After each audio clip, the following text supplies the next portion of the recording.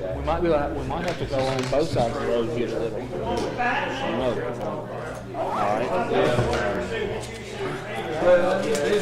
You caught me eyes and I was saying, and I done did 9 cents. We needed you too. I mean, it was good.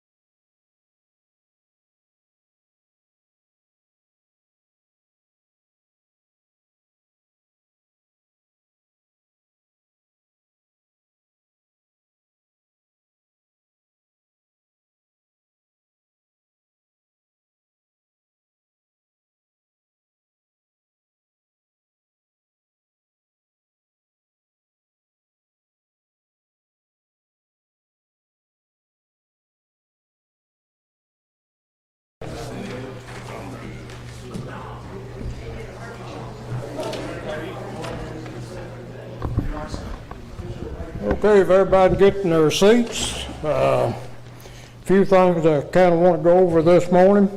The last The report we got from Barron River was, of course, 320. Logan County had 18 new cases. We're still in the orange for a 3-day period. That was a total of 2,564 cases. We've had 52 recorded deaths, and we had 207 people still active in the county. And if I can pull up the governor's report from yesterday,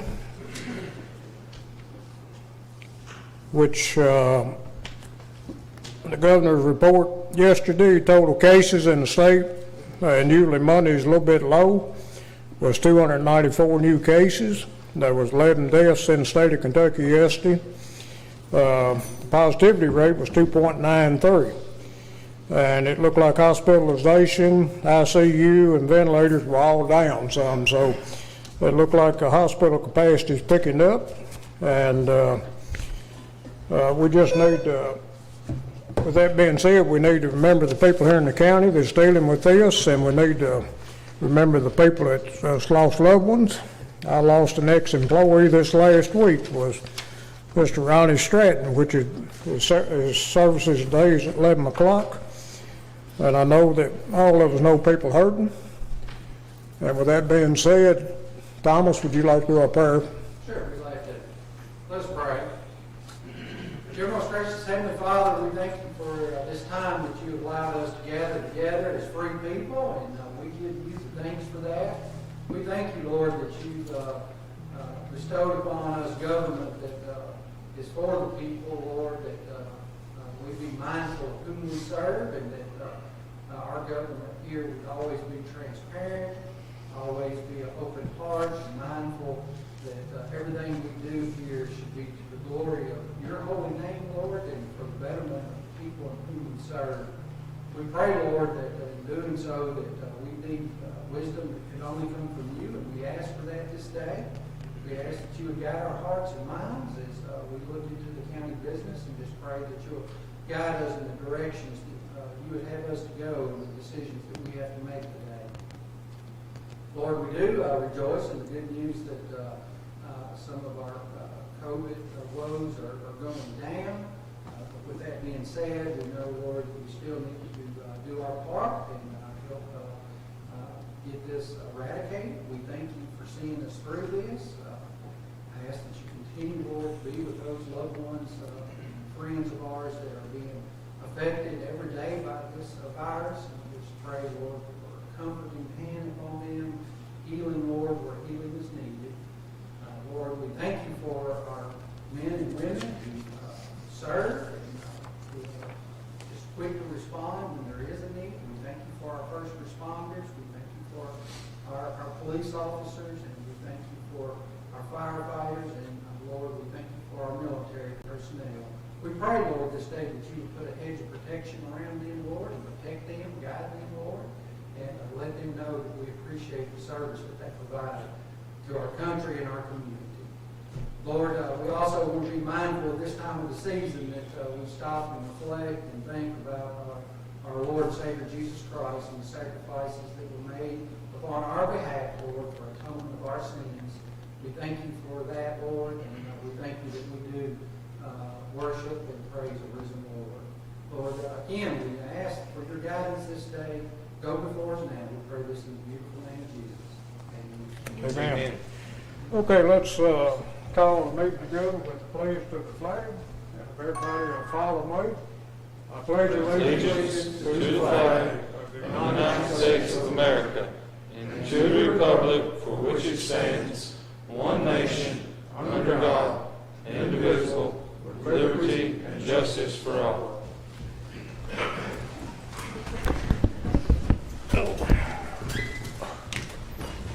I remember many times as I've done the pledge to the flag, and I was sitting up here and they asked me to do it, and I asked Tyler, how do you start it? I guess I was a little bit surprised that I was asked to do it. He said, "Oh, I don't know." He said, "It'll come to you." First thing before we get started this morning, we need to make some changes to the agenda. up at the elected officials. We got one personnel issue that we need to get approved that I passed out a few minutes ago. And the reason we're doing that, I think it Phil's got something else too. So, and then we need to add item number 8, which would be a bond release on Connor Williams, deputy coroner. I think he decided to do something else. We approved the bond, so I figured we got to release the bond. Okay, and number 9 would be to look at quotes on repairs of the PVA building. Is that the clerk's building? Well, I think Scotty's gonna bring up that during his part, and then we need to do just some little repairs to the PVA building. All right, Okay. I'll make a motion to approve the adjustments to the agenda as presented. Second. Okay, got a motion and second. Now, is there any questions?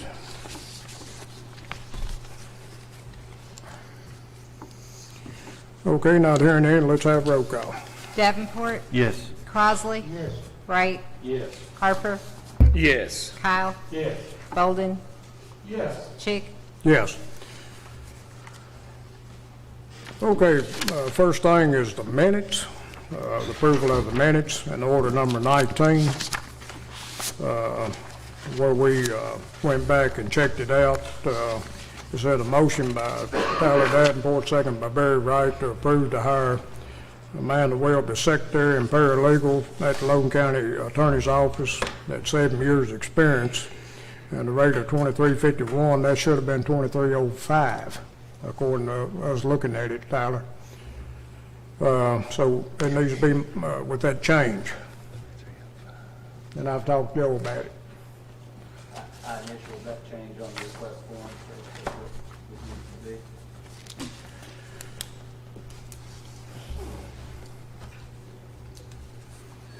Put that in form of a motion if we correct that as presented then. Okay, you make a motion to approve the minutes with that correction. Yes, sir. Second. Okay, got you second it, Tyler. Jason did. Oh, Jason. Okay, with, is there any questions?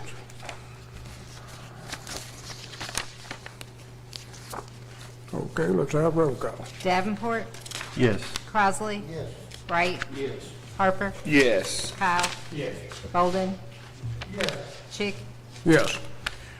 Okay, we've had a couple of quotes come in on our cell phone plan contracts. And we got representatives here today from, I guess, what you would call, we got Bluegrass here, and I guess it would be Verizon now. And then we got a representative here representing AT&T, but you said it was something else. FirstNet, yes, sir. FirstNet. So we're going to allow these guys to go ahead and go first this morning. And whatever one of you wants to start, can start. Go here. Yeah. There, Alan. Yes, sir. You at Bluegrass? Yes, go ahead. There is, yeah, she's passing. There is a second Kyle? sheet that she's passing around. I get it. Oh, thank you. Is one for you, Mr. No, you're fine. You got one, Tyler? Yep. I got this.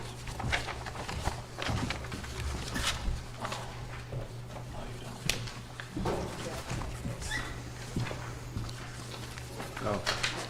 Thanks. Sorry. You have that very. Thank you.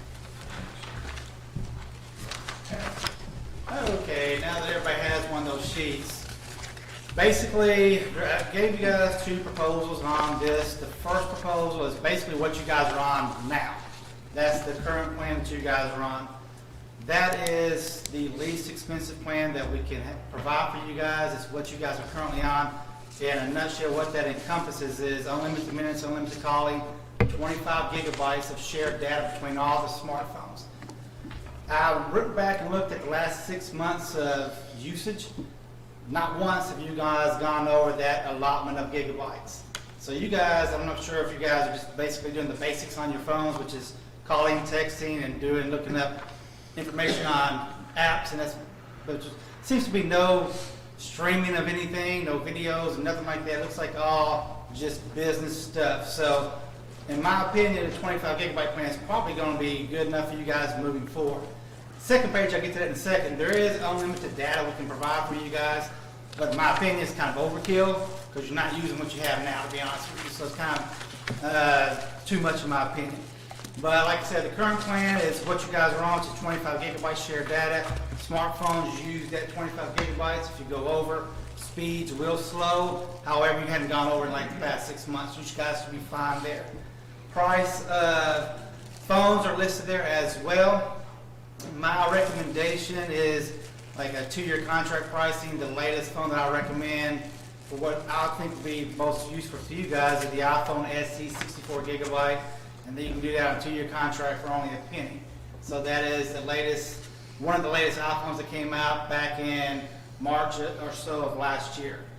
That is for what you guys, I'm assuming you guys are doing. That should be a well-efficient phone for you guys to be using in the future. All feature phones and flip phones, those are free as always. You can have, if one of them should break during the course of 2 years, you just contact me and I'll give you a replacement phone for free.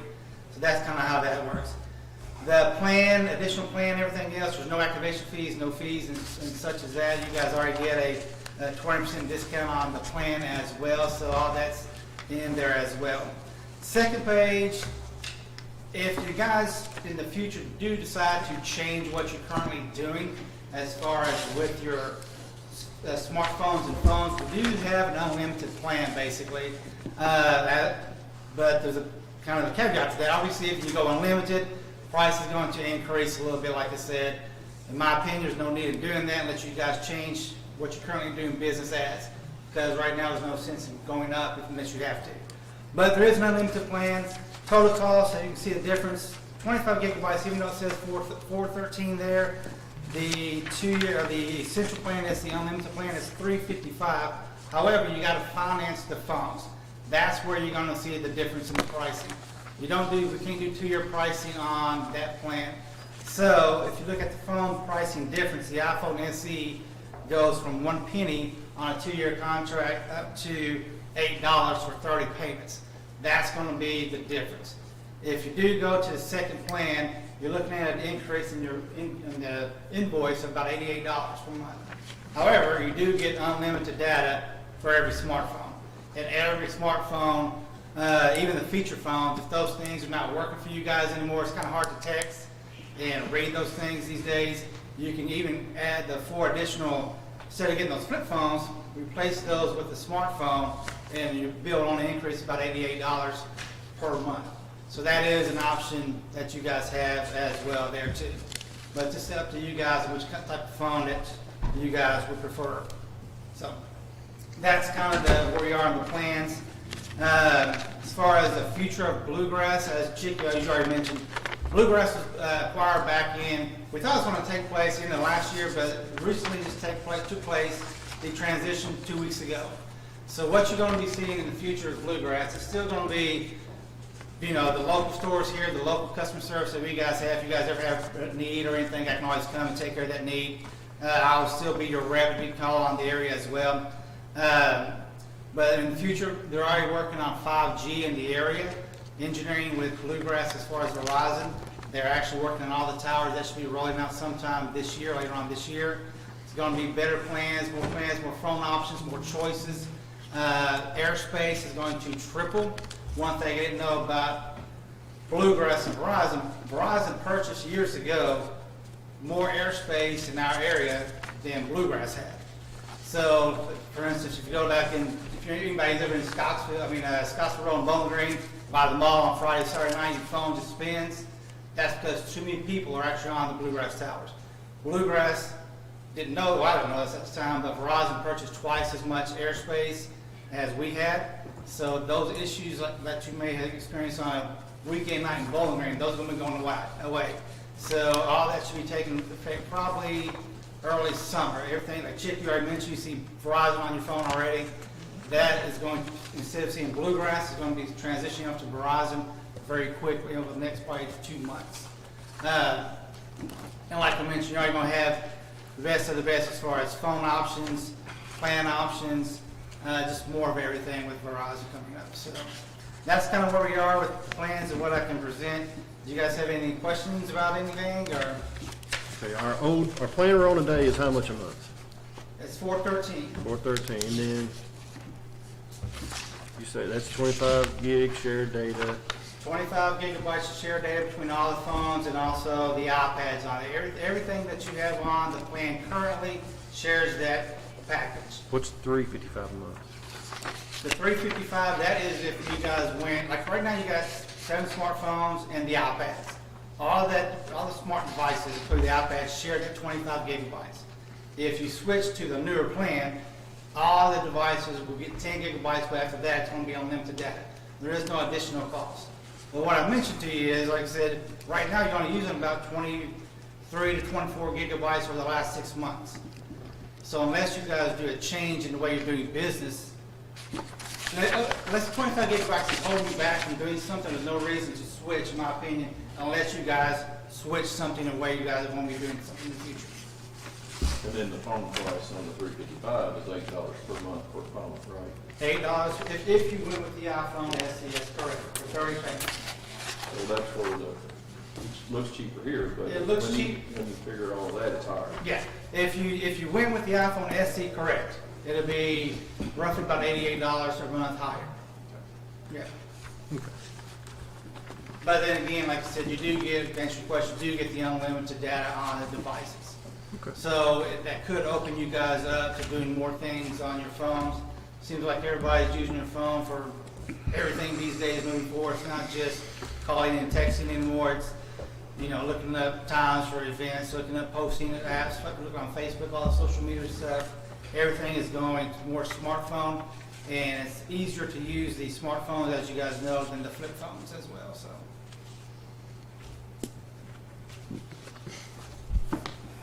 Appreciate it, man. Any other questions? Thanks, Chris. I'll still be here if you guys have any questions like that. Okay, thank you. Appreciate it. Okay, first step. Do we have iPads? Two, apparently. I wonder who uses them. I don't know who. Good morning, Judge Executive, folks of Logan County. I appreciate the opportunity to speak with you today. I'm going to take a slightly different approach, and I'm going to provide you a bit of a history of what FirstNet is, its advantages, and how it impacts your constituents in Logan County.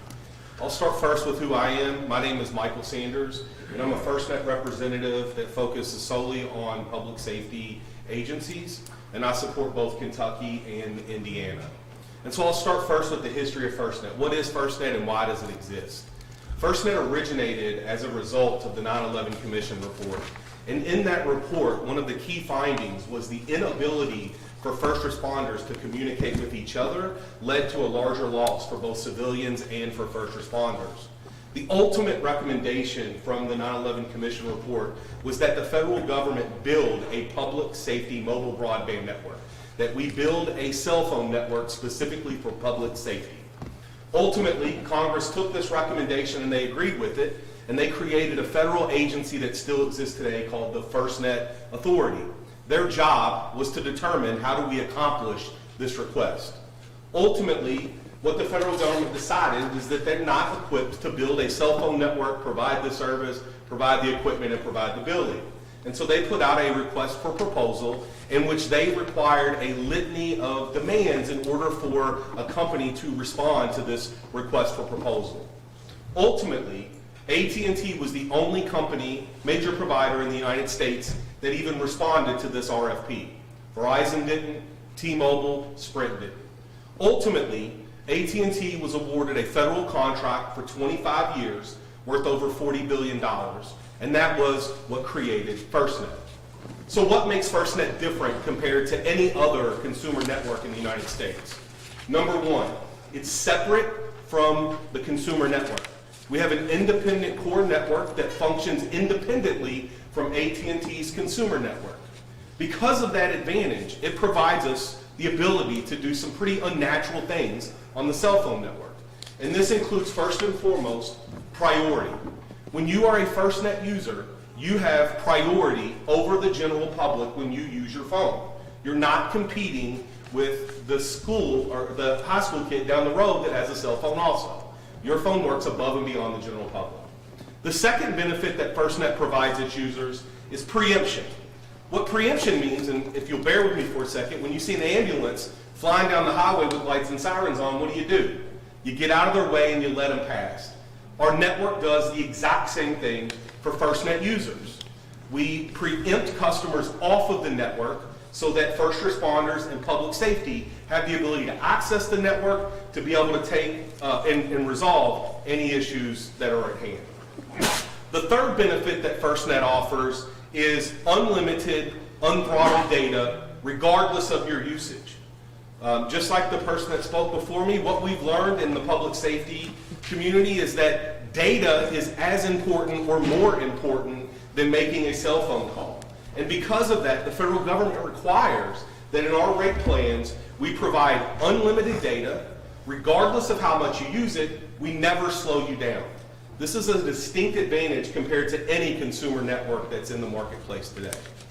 The fourth and final advantage I'll give you is the ability not only to provide FirstNet service as a Logan County entity, but also the opportunity that you have to approve people in your organization to take advantage of FirstNet in their individual names. All right? And so this gives you the option for an employee that works for Logan County that's important to the operations of your business, but you don't pay for their cell phone on a monthly basis. You have the ability to approve them so that they can purchase FirstNet service with the same network capabilities of priority, preemption, unlimited data at no additional cost to you, and they get those same network benefits. Make sense so far? So I want to highlight a couple of agencies local to Logan County that are already FirstNet users. Logan County Sheriff's Department. I've worked closely with Chief Deputy Winchester to launch FirstNet for the Sheriff's Department. ComCare, I've noticed there in the audience today, has been a long-time FirstNet customers of ours, not only in Logan County, but in their 8-county region. Warren County Sheriff's Department moved to FirstNet in the fall of last year, and Kentucky State Police was one of our initial customers in the state of Kentucky. What questions can I answer for you? What about your prices? Pricing's straightforward, and one of the advantages of being in the Commonwealth is that the state of Kentucky has negotiated not only your rates, but also the terms of those rates. And so I'll start with the terms. There are no contracts. Regardless of the service that you purchase from us, you're not obligated to keep it for any period of time. If you activate 10 phones today and 3 months in, you realize that we overstretched, you're able to disconnect those lines, and there are absolutely no service termination fees. The second thing is there are no upgrade fees, no activation fees, so you're eliminating a substantial cost of starting your service. When it comes to the rate plans, we have a load of rate plans, but the most popular really focuses in on the flat rate pricing. For an unlimited smartphone with unlimited talk, text, data, priority and preemption over the general public, the cost is $39.99 a month. Again, no contract. If you have a basic phone, a flip phone that you're using, it's $22.99 a month. And for any data device, regardless of whether it's a tablet, a hotspot, or a more robust router, the cost is $36.40 per month.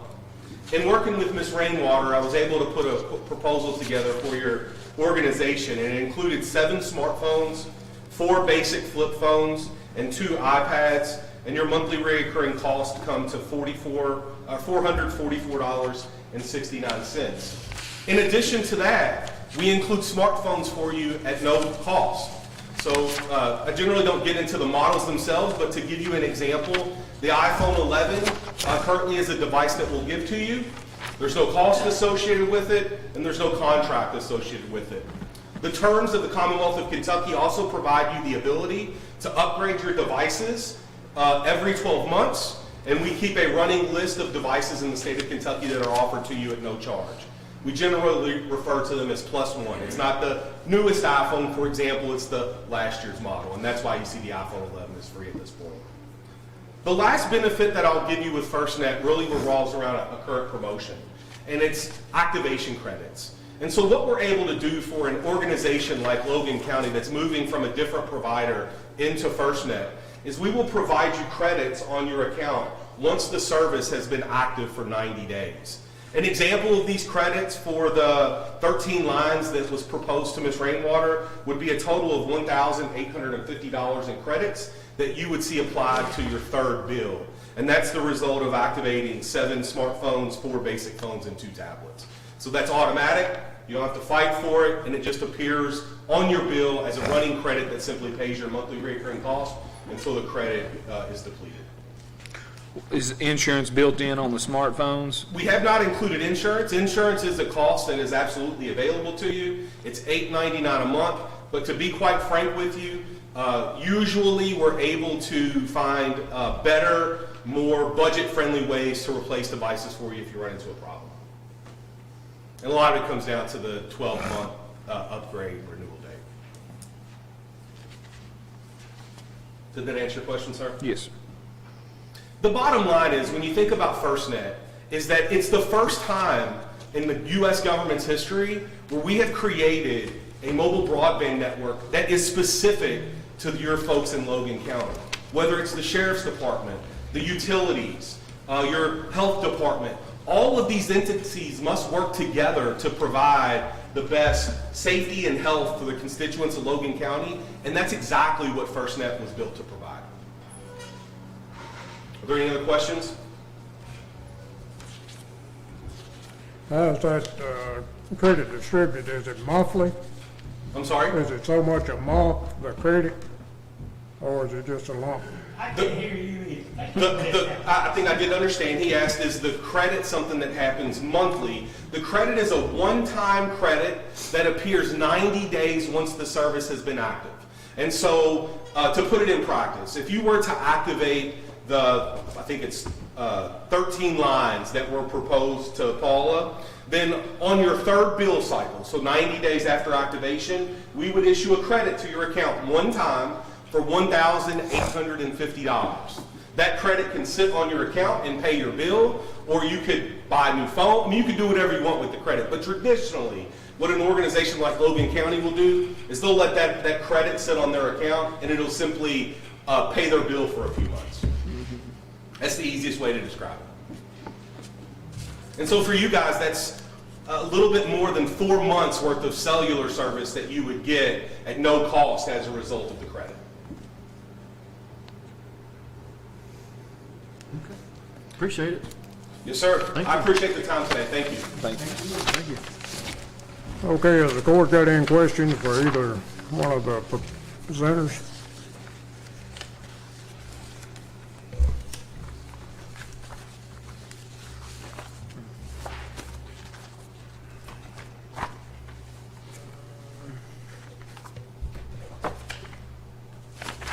If not, what's the pleasure of the court? Somebody on the spot, either y'all or Stephen Moore, how's it go? How's it work? What we use is the MiFi boxes for the MDTs, and they just have better speed. So I mean, we've used Bluegrass forever, and other than just a speed issue with the MiFi boxes in the cruisers, they work really good. So your cell phones are still Bluegrass then, correct? Yes, yes. Everything we've got, we switched it in a couple of years ago, and we've had excellent work out of it. I think AT&T had a bad rep because they didn't have a lot of towers around here, but because of this person, they built a bunch of new towers and all built new towers, and so we don't have any problem with coverage or speed or anything. We can get a little bit like that. Customer service is also fantastic. That's something. We had a gentleman on deployment in New York who slowed it down. They got a new phone. They put some nice car and drove 100 miles a year. They really did, yeah. The customer service is phenomenal.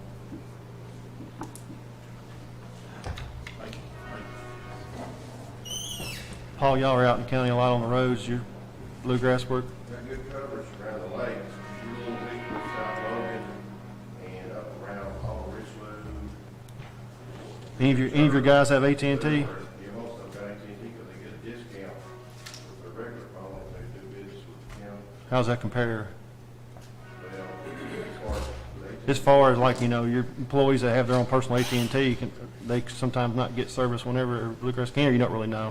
well, most of them got AT&T. I Just- think everybody's getting pretty good service on who they got with, but, we all have issues with. Right, I hear you. Now I'm lost. How many phones are we talking? Are we talking about each? How many phones we call out? Just two, me and Kelly. I wish we had all my guys, we don't have radios anymore. We use cell phones, so they furnish their own cell phone. That's what I'm Call. saying. Me and Kelly's the only one that furnish it, but we've done away with our, we don't have any expense on radios. Well, what about the sheriff? How many phones you have? We just have three. I use my own personal phone, and then we have phones from the detectives. So that's got three. Mr. Kyle, it's 11 phones and 2 smart tablets. Well, that's what really, I guess what I said, Steve. I was wondering. And Rodney, y'all got the tablets, ain't you?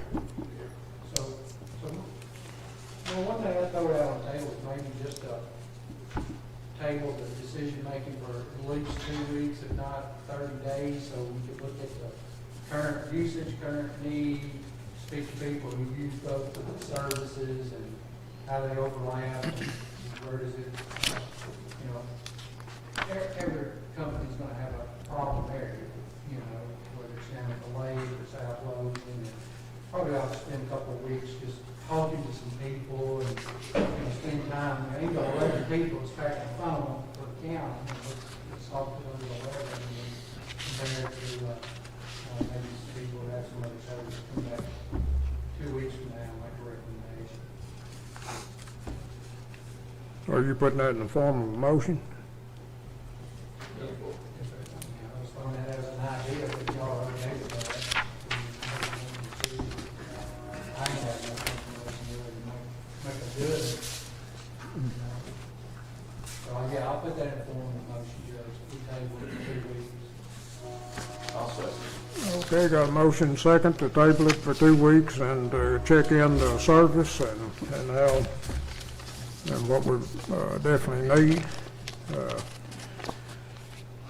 Any questions? Okay, let's have roll call. Davenport, Yes. Crosley, Yes. Wright, Yes. Harper, Yes. Kyle, Yes. Bolden, Yes. Chick. Yes. Okay, thank y'all for coming. Thank you. Excellent presentation. We'll get back with both of you, one way or the other. Okay? And y'all free to go if you want to at any time, okay? Okay, next item of business is the bill list and the supplemental bill list.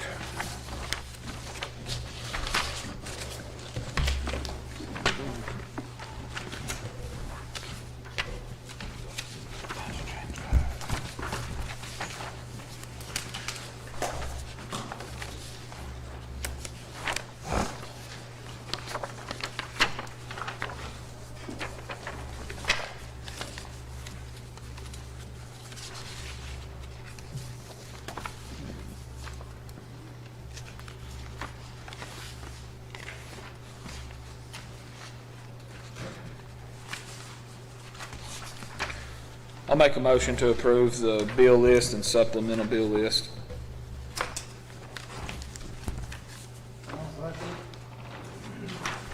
Okay, got a motion and a second on paying the bills. Any questions? If not, let's have roll call. Davenport, Yes. Crosley. Yes. Wright, Yes. Harper, Yes. Kyle, Bolden, Yes. Chick. Yes. Okay, treasurer's report. None.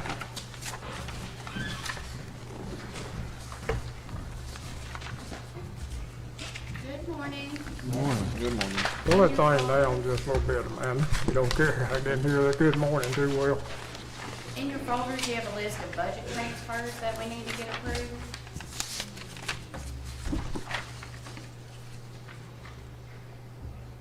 Move to approve the budget transfers. Second. Okay, got a motion second to approve the budget transfers. Any questions? Okay, not hearing any. Let's have roll call. Davenport, Yes. Crossley. Bright, Yes. Harper, Yes. Kyle. Bolden, Yes. Chick. Yes. And today I have 4 cash transfers that we're gonna be doing. 3 of these are moving money out of that federal grants fund, which was the reimbursement of the CARES Act monies, back to the different funds for which we got reimbursed for. So, my first cash transfer is a transfer of $702,667.23 from the federal grants fund to the general fund.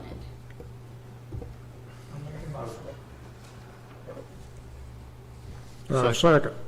Second. Okay, what this is CARES money. I just want to make sure every one of you know this. Okay?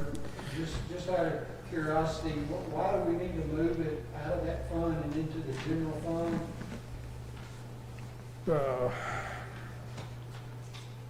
I guess just show compliance of where it was spent.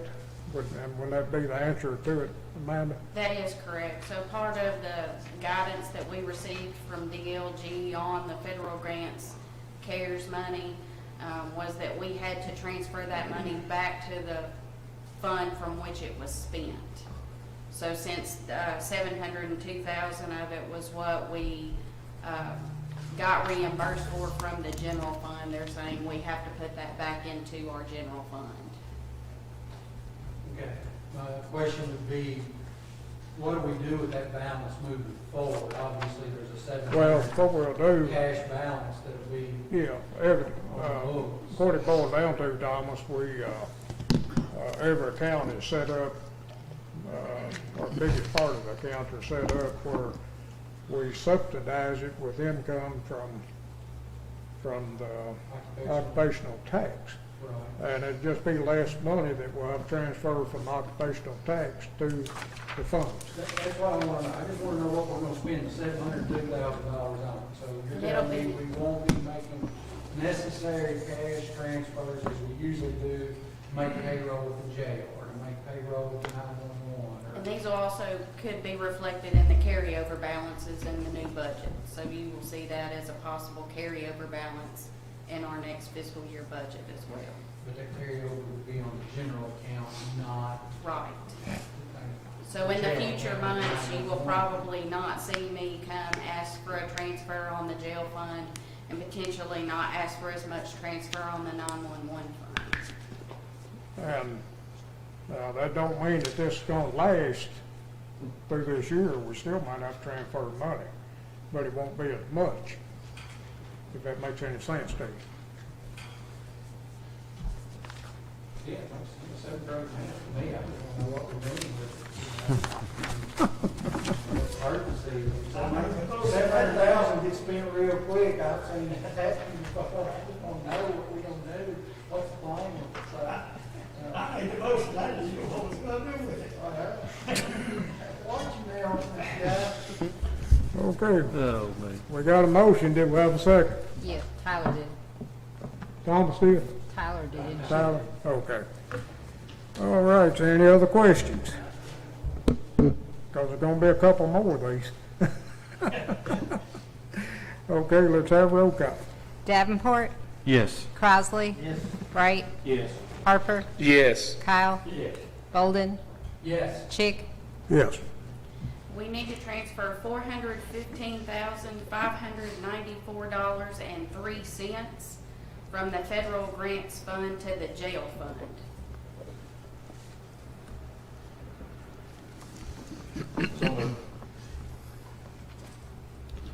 Second. 15,493? What'd you say?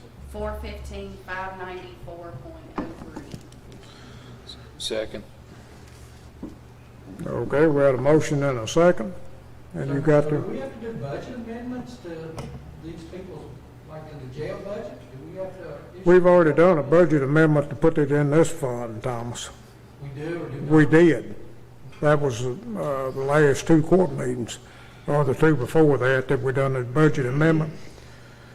Maybe it's- that we received the money, you know. I think he's talking I'm about talking the jail's about budget. The jail's budget, do we not have to do a budget amendment, I mean, We won't if it is not intended to be put back into the individual line items to be spent as additional funds.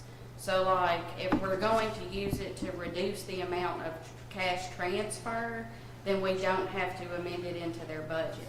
But now, if we were gonna say we're giving them, and this is totally hypothetical, $400,000 to buy equipment, then we would have to do a budget amendment at that point to put it back into an individual line item. so 412,000 does not increase the budget on the revenue or expenditure side. Right, it just decreases what we transfer in the future. Increase in the cash transfer. Okay, I'm good. Yes. I apologize, I'm a little slow. No, I understand, it gets I know where it's confusing. going. Well, Which, I guess, you know slower than I am, occupational Thomas. tax I mean, is where we're it, usually trying to. Correct, so we'll be it's just transferring less. hard to wrap your hands occupational around it. tax. If I want to ask now, I'll really be confused 6 months from now, so. we were, So in other words, we're gonna have a pretty positive outcome on our occupational tax is what, only what? occupational tax. Yeah, I mean, without this, we, you know, we would have been impacted a whole lot more. You know what I'm talking about, you know, this was, and this had a filter on it. It came through the Office of Local Government. So we were getting direction from the Office of Local Government, you know, just how to apply and what we could apply for, you know, for reimbursement. Tyler, to answer your comment, I mean, your comment is correct, as long as expenditures don't go up in these line item budgets that we're going into. Yeah. We put $700,000 in the general fund, and $700,000 we're not transferring out of the occupational tax. We put $400,000 in the jail fund, $400,000 that we're not transferring from another fund, whether it's the occupational or whatever. Okay, we did have a motion and a second, right? Yes. Yes. Okay, any other questions? Okay, let's have a roll call. Davenport, Yes. Crosley, Wright, Yes. Harper, Yes. Kyle, Bolden, Yes. Chick, Yes. Okay, the next one that we need to do is a transfer of $116,993.07 from the federal grants fund to the 911 fund. So moved. Second. Okay, questions?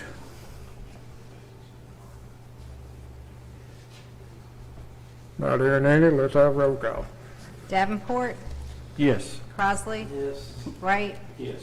Harper, Yes. Kyle, Bolden, Yes. Chick, Yes. So after we did those 3 cash transfers, the balance in our federal grants fund will be $46.49, and that's strictly just interest that we've earned on that account while we have had these monies in there. I do have one more cash transfer today that is not associated with the CARES Act money. We need to transfer $25,000 from the Occupational Net Profits Tax Fund to the LGEA fund.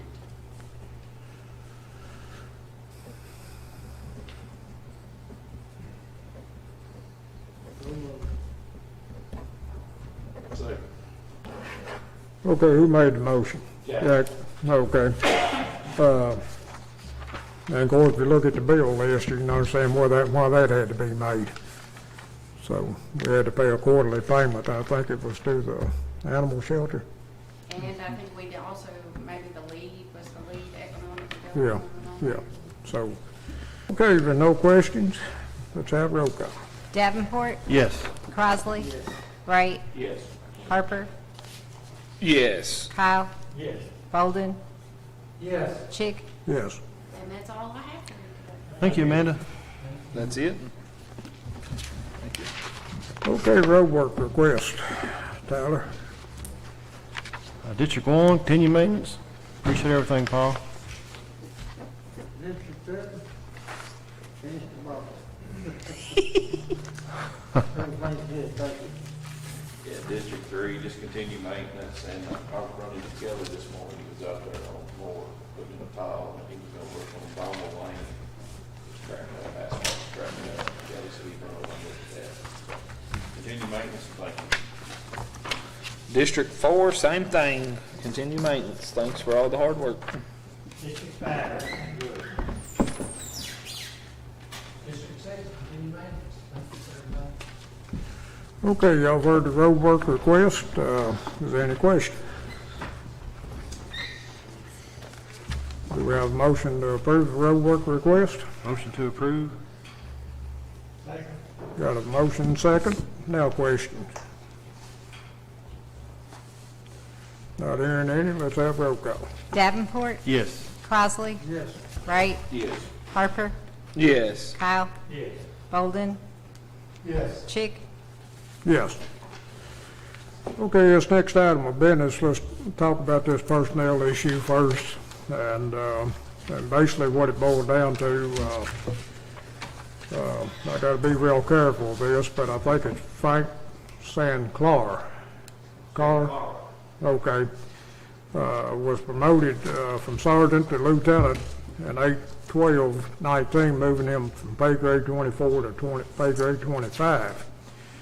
And when we started a new pay scale, he was listed in the computer as lieutenant, but it was incorrectly as sergeant, resulting in incorrect base pay amount. And there was several different little old things we found, you know, but what it boiled down to,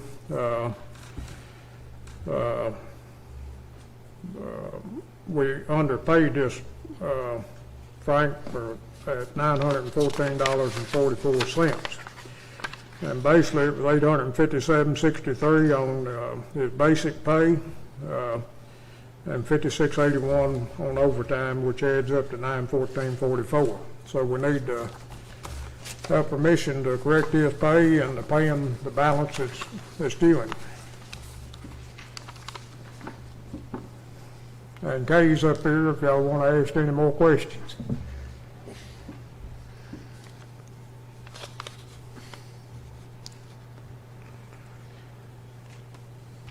I'll make a motion that we correct the mistake. It was not paying Mr. Sincarra correctly, and we pay him the back pay of $914.44. Second. Okay, got a motion and a second. Tell Mr. Sincarra we're sorry. If there's no questions, we'll have roll call. Davenport, Yes. Crossley, Yes. Wright, Yes. Harper, Yes. Kyle, Yes. Bolden, Yes. Chick. Yes. Okay. That's gross, right? I mean, I'm assuming it's all still have to be subject to Yes, it is. retirement, payroll, Yeah. taxes and all that. Yeah, sorry about that. Okay, and that, of course, he'll have to pay that out of that. He'll have to pay his share of retirement taxes and all that. So, okay, elected officials, and I know, Phil, you got something right now, so.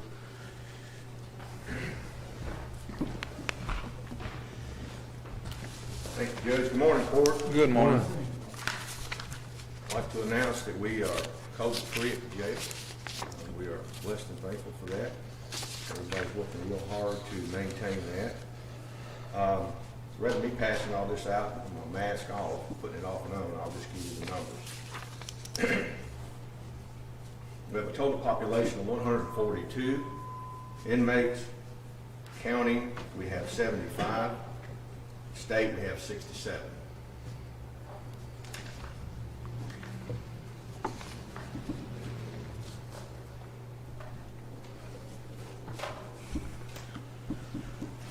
Any questions? Which it don't matter, but how many states and counties that? How many states? About 15. 15, okay. That's a rough guess, but that's about 15. About 90 counties that. I'll say one thing, Phil, it sure looks good since you can let them out on the side of the road picking up some of that junk again. Glad to be doing that. Just wish we could have been doing it all year long, but COVID has just turned the whole world upside down. The governor, due to COVID, had commuted a lot of sentences, and we got down to where we didn't have 14 working inmates in our jail. So now we've got 15 additional, I think it is, and we're able to put 8 out on the highway, picking up trash. I told Phil the other day, and I feel, and I'm 100% agree with Phil is, every time I go by there and see those guys picking it up, I wish they had, you know what, I just call the names that throw that out, picking it up and turn them guys out. I agree, and you know, it's a $500 fine for littering.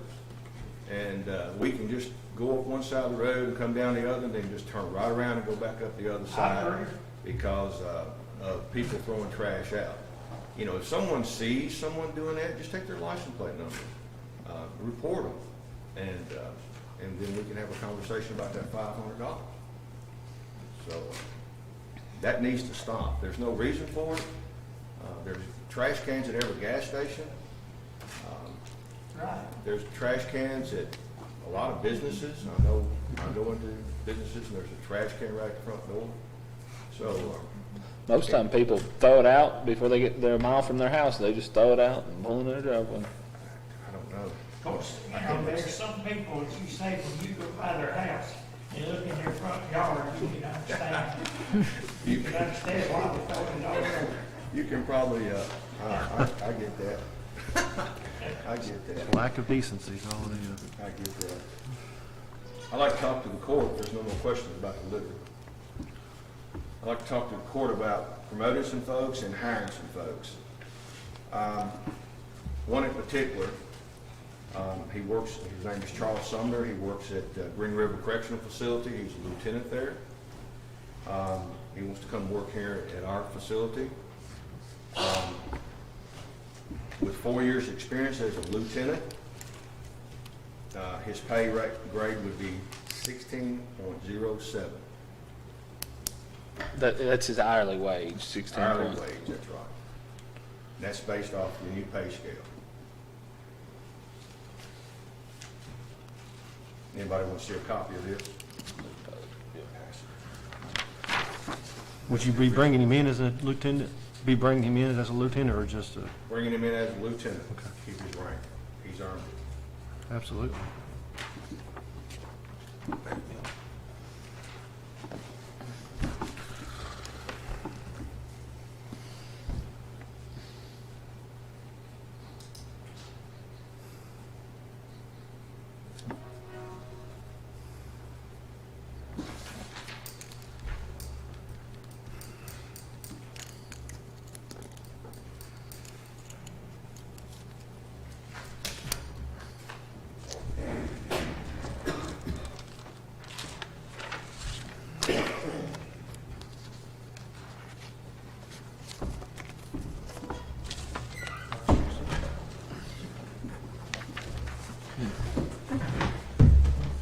How many open spots do you have right now?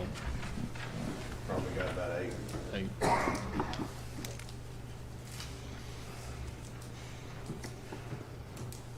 Some of that was due to COVID though, wasn't it, Phil? I'm sorry? Some of that was due to COVID, some maybe too with your. COVID, you know, the government's giving a lot of free money away. Yeah. You know, Just took in some of it. you know, that's right. I'm glad. But as far as the employments go, if you can get $900 a week staying home doing nothing, it's really tough to hire someone. It's crazy. That's the original, Janice. Okay, Hey, yeah, Robert, we're making a motion, I'm sorry, let me grab it. okay. I'll get you a copy after it's all signed. I'll remember the name. Make a motion to approve the personal action request of Charles Sumner, the jail, base schedule LC-DC-1, stipend LC-DC-1S3, with 4 years of previous experience. He's hiring as a lieutenant. Second. There you go. Okay, we got a motion to approve the new hire at 1607. And I had a second. As lieutenant. Any questions? Okay, let's have a roll call. Davenport, Yes. Crosley. Wright. Yes. Harper. Yes. Kyle. Yes. Bolden. Yes. Chick. Yes.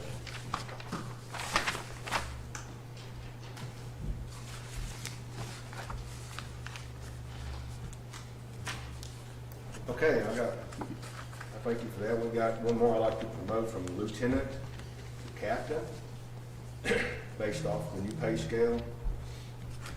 He would be going from 1592 to 1692.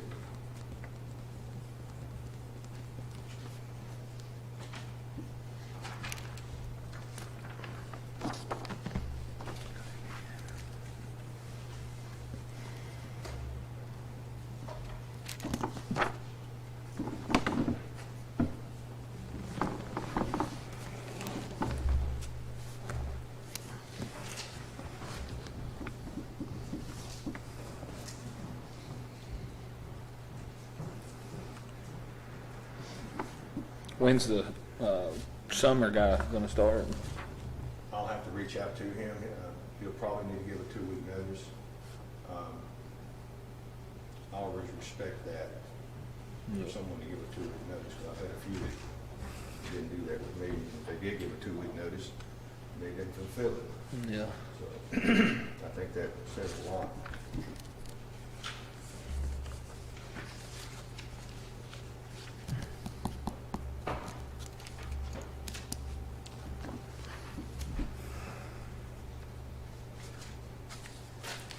If you couldn't read my scribbling on that one, Cody, he's got a year and 2 months. That's a lieutenant.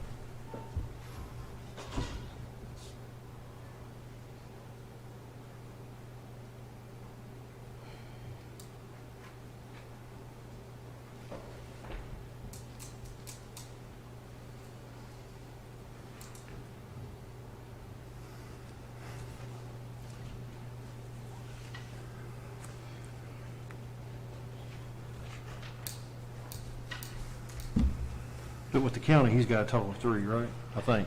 He's got a total of 3 years. Going on 4. Going on 4. Okay.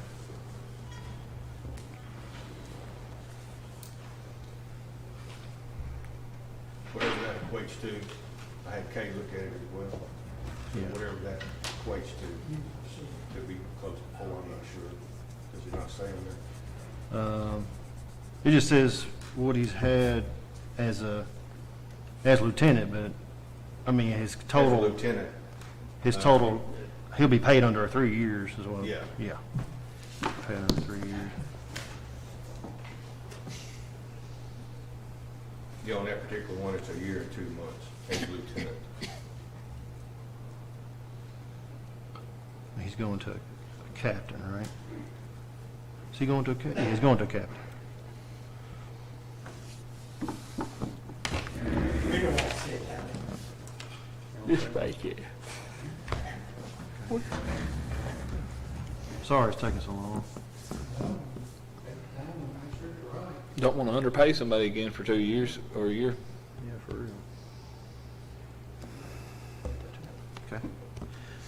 All right, make a motion to approve personnel action requests. Cody Buchanan. He has a total of 3 years' experience, and he will be going from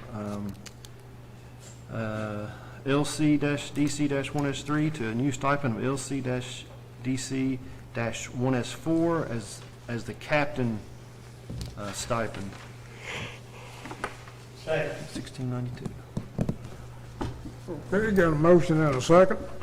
Question.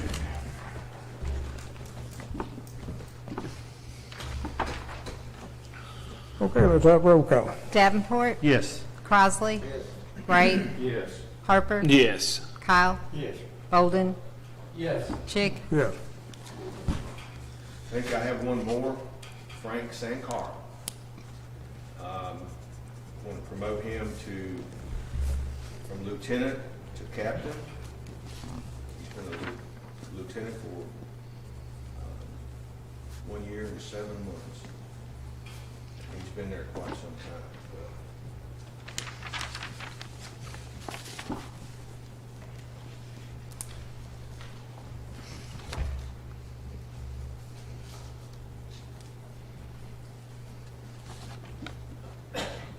And all these are effective. This pay period. Oh, he's been doing that promotion.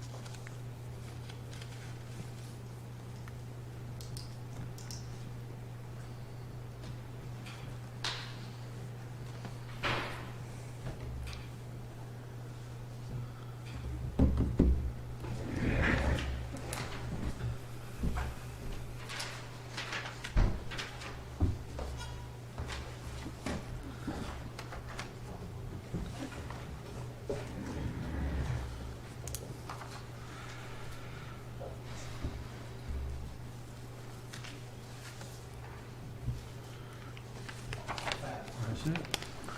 Okay.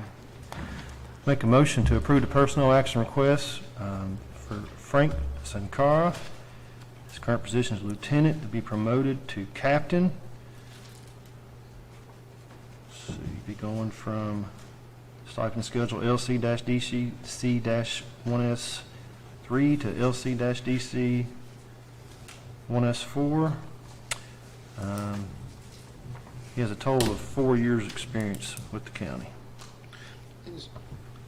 I put the 4 on there, but it's okay. I still let it know the total. I'd see you've got 1 year and 7 months as lieutenant, and then, well, as of today, as if we paid him today. But Are the raises based off of the year's experience, or is it just the different classes in the pay schedule? total years of experience. So if you have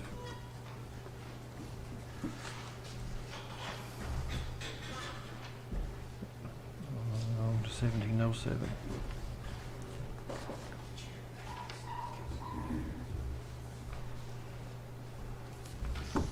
Second. Second? Yeah. I made a motion. Yeah, second. I think I interrupted you. Okay, got a motion, second question. That was quick.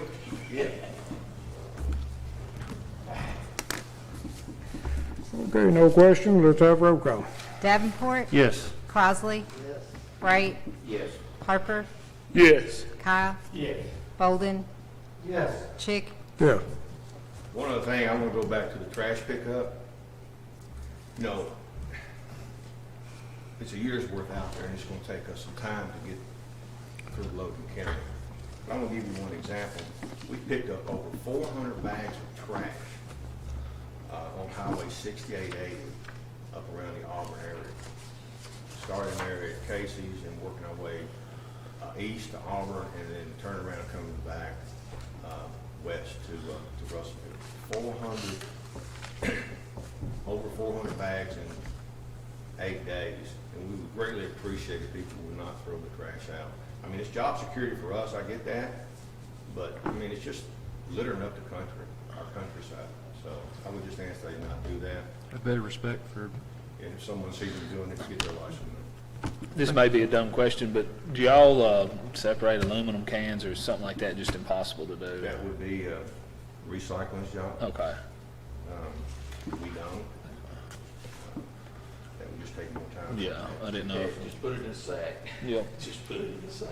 Yeah, just put the sack in. I'm sure y'all find some stuff occasionally, some interesting stuff. Oh, yeah, we got to be on the alert for all kinds of interesting stuff. Mm-hmm. Thank you, Court. Thank you. Appreciate it, Phil. Okay, Scotty.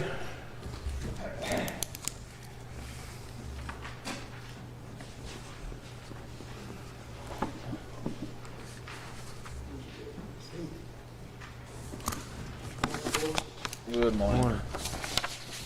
Last court meeting, we had discussed about getting some work done on our clerk's office building. I had reached out to the two contractors that had bid on the work at that time, Doug Carroll's Gutter Service and McGee's Home Improvement.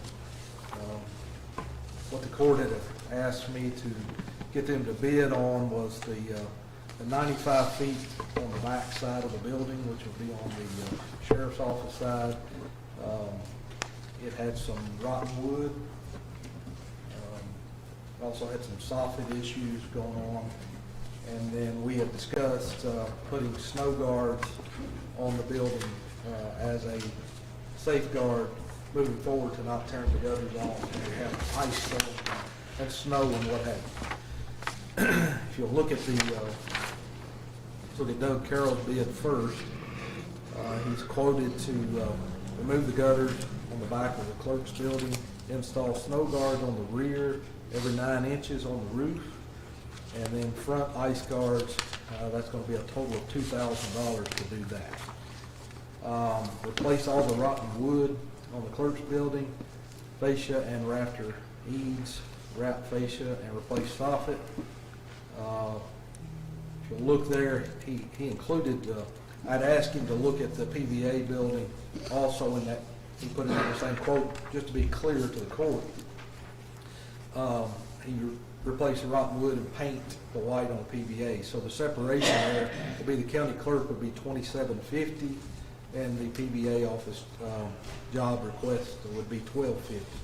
That's a totally separate item. I just want to make sure that you were clear on that. So for Mr. Carroll's bid, it would be $2,000 for the snow guards on the whole building, and $2,750. That would be for a total of $4,750 to do that project. You look at Mr. McGee's home improvement bid. Did you say 2750 or 4750? It would be $4,750. 4750? Yes, sir. $2,750 to do the wood part of it, and $2,000 to do the. He said those things are pretty expensive, and they have to be put every 9 inches staggered to do them properly. So it takes quite. I think he said it would take right at 300 of those to do that building with the pitch that it is. And Thomas would know more about that, but he told me this morning he was down there. On Mr. McGee's bid, his bid is written up a little bit different. It said removable 95-foot existing gutters, replace damaged hangers as needed, replace up to 50 feet of decaying nose board, reinstall existing vinyl soffit, and 95 feet of new aluminum fascia covering, reinstall existing gutters. Total of $1,771.45. There are some extra add-ons there, so that if you look down, you would have to add in the powder-coated ice and snow guards. So that would be $1,067.58 for the back and $987.76 for the front, which would be a total, as I have it, of $3826.90. Again, I think the difference there that we want to make sure of is Mr. Carroll's bid is for 95 feet of the wood, and this is a 50 foot. I just want to throw that clarification. What'd you say total McGee's would be? $3826.90. $3826.90? Yes, sir. I don't think You don't so. think what's right, Tom? I don't think it's total. Okay, $1,771.45, Yep, and then $1,067.58, yep. and $987.76. and then there's You a also gotta add. 845, You gotta 20. add the 845.25, and you gotta add the 559.13 to compare apples to apples. Okay, well, I mean, that's So you adding new, have to that looks, add- that looked like Y'all to read- me, If y'all read that wrong. that looked like to me, it was adding new gutters, what it looked like, I don't know, Tom. Doug Carroll's is for a new gutter. Okay, so to add a new gutter and downspout, you gotta add $845.25. Okay, and I think then he's just gonna put. his is also for new soffit and aluminum trim. Okay, this guy, McGee is saying you gotta add $559.13 for new soffit.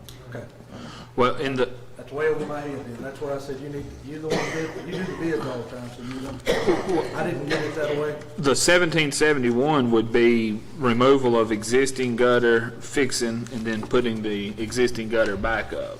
That's what I understood. Yeah. That's what I understood Doug was gonna do too. If Doug told me all he was gonna do was take the gutter down and put it back up with the existing one. Doug said what that He was just gonna remove the gutter and lay it on the ground, and then when the wood got fixed, he was gonna put the existing gutter back up. That's the way I understood it. Yeah, that is right. Remove and replace. Okay, so. It is. I'll subtract that off, so you subtract 559.13. So here is 4672.04.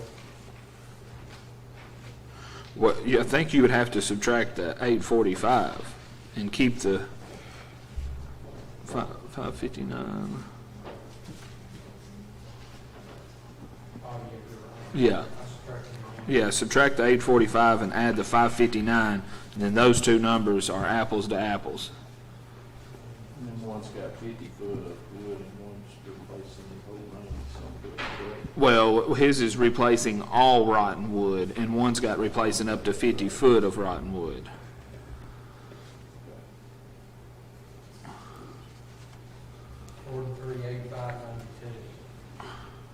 So the only discrepancy is replacing all rotten wood versus 50 foot of it. Or up to, he's saying he's gonna replace what's rotten, but I guess they don't really know Yeah, totally what's all. They both said they wouldn't know, they didn't really know what they were getting into, but just, And that's why Thomas said you might as well figure on replacing all of it. Look at all of them, the equation, I just take it off, put it on, and use it back on. Right, So McGee's bid, y'all satisfied that that's 4385.92? Well, I'm satisfied that's the price, I'm not so satisfied that that's the best option that we have. Yeah. Because I thought to just go on and tell them to replace the whole 95 feet across the back.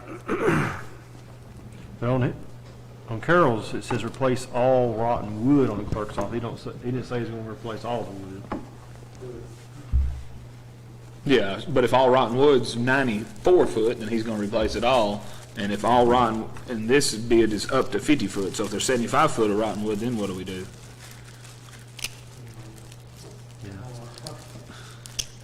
Yeah, it's a, Interpretation. What's your thoughts? I don't know, man, that's way over my head. I leave it up to Thomas, he does that deal more than I do. I know, I'm in this situation, I'm just gonna approve up to Hold on. up to $5,000 and let you and the judges contact both of them and, you know, and go to work. Hey, Doug Carroll, does your quote include replacing the whole 95 foot board? And he said no. So we're having to determine all rotten woods, all 1 foot, 10 foot, 50 foot, or 94 foot. And then do the same thing for this guy, use, and then go to work. Put that in form of motion. Yeah, I put that for the motion, like the judge and Scotty worked with McGee and Doug Carroll, just apples to apples there, and just hire one of them, not to exceed $5,000. I'll second it. You have any information? Well, we had a separate bid from Doug Carroll of $1,250 for the PVA thing. That's later in the. Okay. That's gonna be on the number. But I didn't know if he bid them together and would do them separately. Will he do that one separately for $12.50 if he? Okay. Yeah, that's his bid. Okay. All right. That'll work. Okay, y'all putting pressure on me and Scotty to make the season in. If you want me to help, if you want me to help, I don't mind meeting them there. Yeah, that'd be great. And we'll get an apples to apples comparison, and I'll tell you what their price is and include the placement. That's really the only question. It's probably just a phone call to both of them. 95 days, no question. I mean, all in place. And when I get that number, I can call y'all. The only thing I see with that 5,000, there is, but the court did approve it. You know what I'm talking about, you know, there is a court approval at $5,000. That's what we're doing right now. Yeah, Yep. We got a motion and a second. yeah. Okay, let's have a roll call. Davenport, Yes. Crossley, Wright, Harper, Yes. Kyle, Bolden, Yes. Chick, Yes. Thank you. Okay, Sheriff. I don't have anything. Okay. Hey, Bismarck Lane, I had a very concerned citizen call me and said they got some hot rodders down that road. Maybe y'all could give out a few souvenirs, maybe think about it. They have a certain time frame.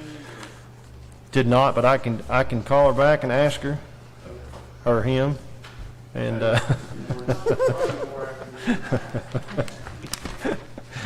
I'll let you know.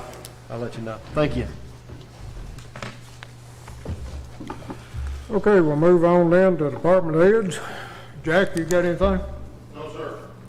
Okay, Paul. I got a personal action request.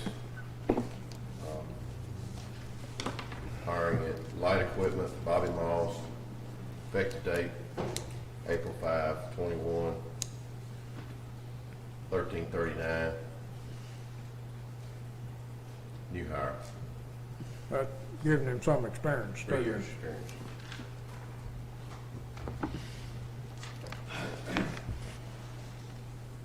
I didn't understand. You say it's a new hire. Where did he come from? Do you know? Where was he born or where? I just didn't know, where was his experience at? Okay.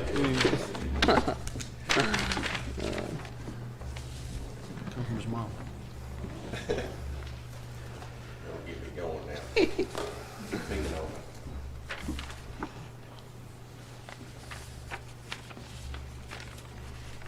Mowing season's coming. I'm trying to get ready for it.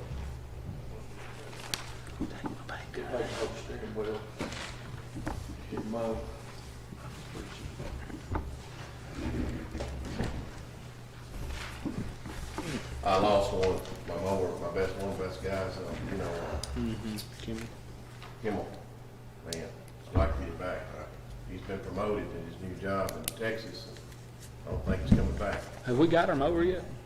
Thomas, y'all want Have to we got our mower? The new mower? The You wanna cutter? see it? Yeah, cutter. Supposed to be here any day. It got Hey, delayed Judge. because of COVID. It's supposed to be here. We'll probably start close with the May. We usually try to put it off before the May. Yeah. Sometime we have to start early. All right, I'll make a motion to approve personnel action requests to hire Bobby Moss, Road Department, on base schedule LC-RD-1 with 3 years credited service. Okay, got a motion now, a second. Questions?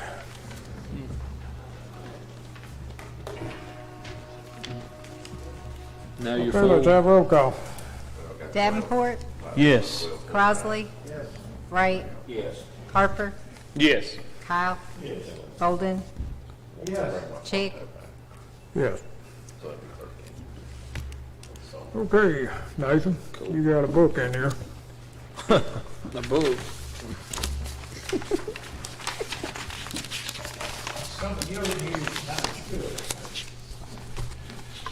It's a little bit of a long-winded sermon today, so bear with me, don't go to sleep just yet, all right? Preach on, brother, preach. All right. Amen.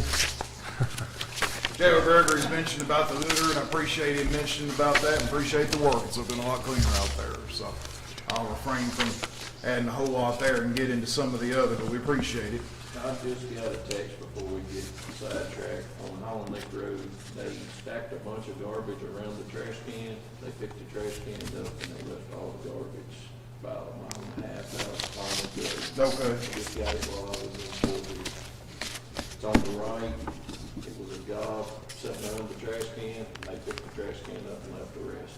And he Okay. said it's blowing everywhere. Okay. Okay, I'll check into it All right. when we get done here. Before I get sidetracked on that, thank you. Okay, sure. I'll get look into it when we get done here. Got 2 recyclers I put in the court folder to approve. Harris and Harris out up at Bucksville and Apex Environmental over by the transfer station, both in Auburn. I just want to present those to you. They were inspected this past time. Y'all approve if y'all want to. I'll make a motion to approve Harris and Harris of 2520 Bucksville Road in Auburn and Apex Environmental, 55 Pleasant View Drive, Auburn, for their Logan County permit, to approve their permit application. Second. Okay, we got a motion and a second to approve the application for permit for Harris and Harris and for Apex Environmental. Any questions?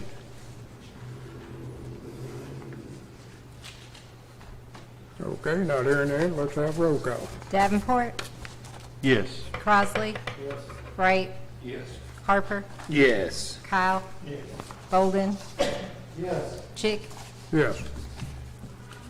Thank you. The next thing I wanted to go over, for the county's recycling, I'd like to apply for a grant from the state. They give these every year, and the deadline's coming up, and in that grant, I put in some quotes. I don't know if you need to prove these separately or not, but I just wanted to put that in so you could take a look at it. Requesting this time $3,000 for advertising from WRUS and the News Democrat. I put the quotes in there. I also included some quotes for Gaylord boxes. With the new recycling system moving away from what we were doing before, it looks like we may need to purchase some of those, and that's a way we can do that if we need to. Not certain yet, but I wanted to have that included in there, and it was $280 for the best quote, and I included those quotes in there. And it was actually just getting them from where we were supplied before was the best quote from Mr. Belcher in Auburn. If these need approval for the grant, I'm not sure if they do, but I wanted to present that. And then I have the trailer too, but I might need to talk about that separately. What's in boxes? How do I read that? Yeah. What is that? A Gaylord box is just a giant cardboard box, basically. And what we do with it is we store like the paper, the newspaper, or occasionally plastic bottles. We can store those in there too. It's a way of storing it. You On can, the inside somewhere. yeah, it'd be inside the recycling center. It'd be keeping Okay. it. Yeah, What it does, it fits on a pallet. yeah. If it's on a pallet, you can take On a it anywhere you pallet. want to go. Put it on a truck or put it in the center. I'm sorry. No. Yeah, it just sits there kind of waiting to collect the stuff that gets put in the bins outside mostly at this point. Right, yeah, these wouldn't be. Do we need to approve him the ability to seek this grant?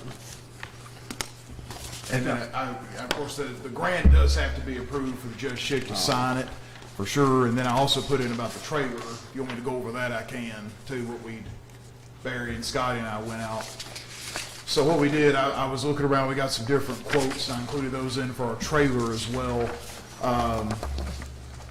Two nicer trailers I found online from truckpaper.com that were not too far away. And we also looked at a trailer, Scotty and Barry and I looked at a trailer from Tony Thornton, which is right on the Logan-Warren line there. He had some trailers for sale, and we looked at one of his best ones, and it was inspected. It looked good inside except for a leak, which I'm told by Mr. Thornton, and Barry took a look at it too. It was repaired, and it was looking a lot better. Put an inspection sticker on it, and put some other things on it too, is my understanding, to kind of take care of us there. And the quote that was there was for $8,000. Is it barn doors, Barry? It is barn doors. It is barn doors. Every time $8,000. So, I never did ask you, Barry, which one did you recommend? Yeah, this one here, Mr. Colton sort of went above and beyond on it. He's dispersing his equipment, and he picked out this one, and it's a nice straight trailer. It's been run recently, probably 90% brakes, 50% tires, brand new doors on the back. He put 2 new jack stands on it. They were a little stiff, and he done that on his own, and I put an annual inspection on it. So we're good to go. Whichever one you broke, Barry called me to go, and I was at a sale, and he called me that morning, so I couldn't go. I drove whatever suited me. certainly understand. It's a good style floor. It's a good trailer, great thing. But you included this on your grant. I did. Okay. We may or may not get approved for it for the Right. grant, but they told us to put it down anyway and just see.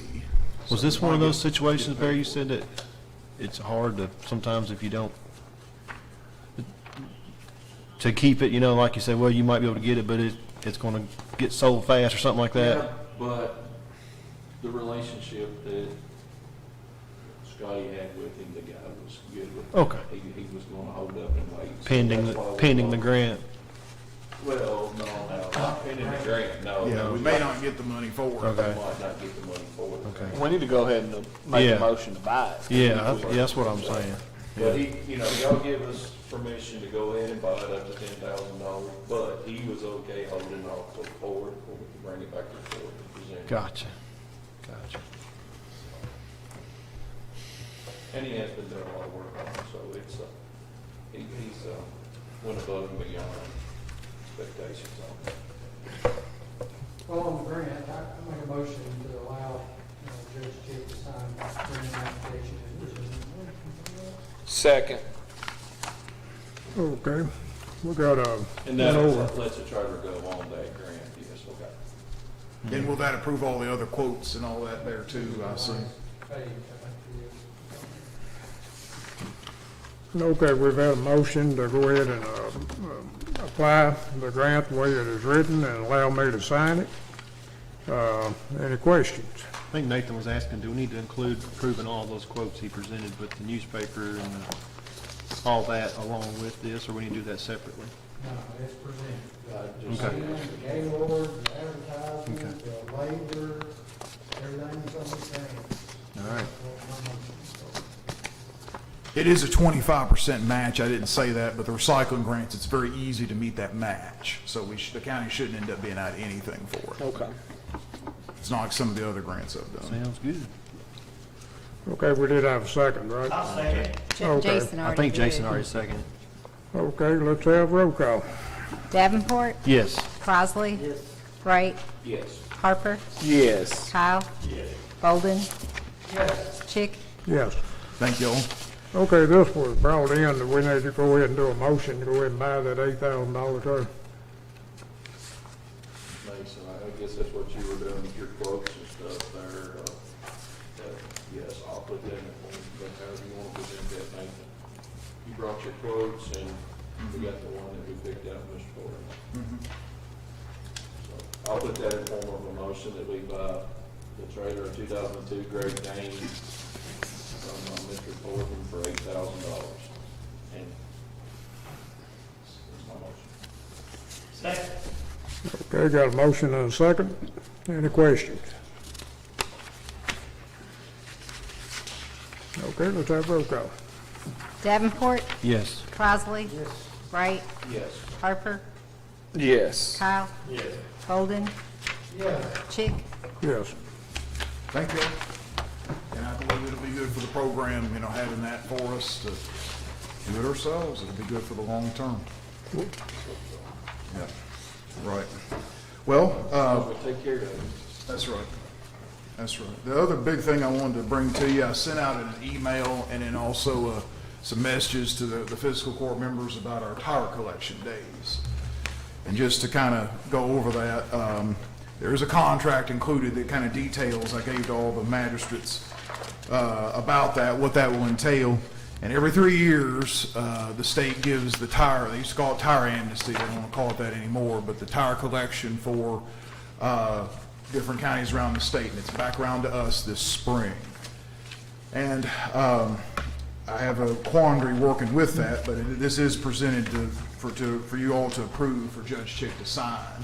So that would be something to look at. But if y'all had a question about that, I kind of go over that again. What my particular quandary is.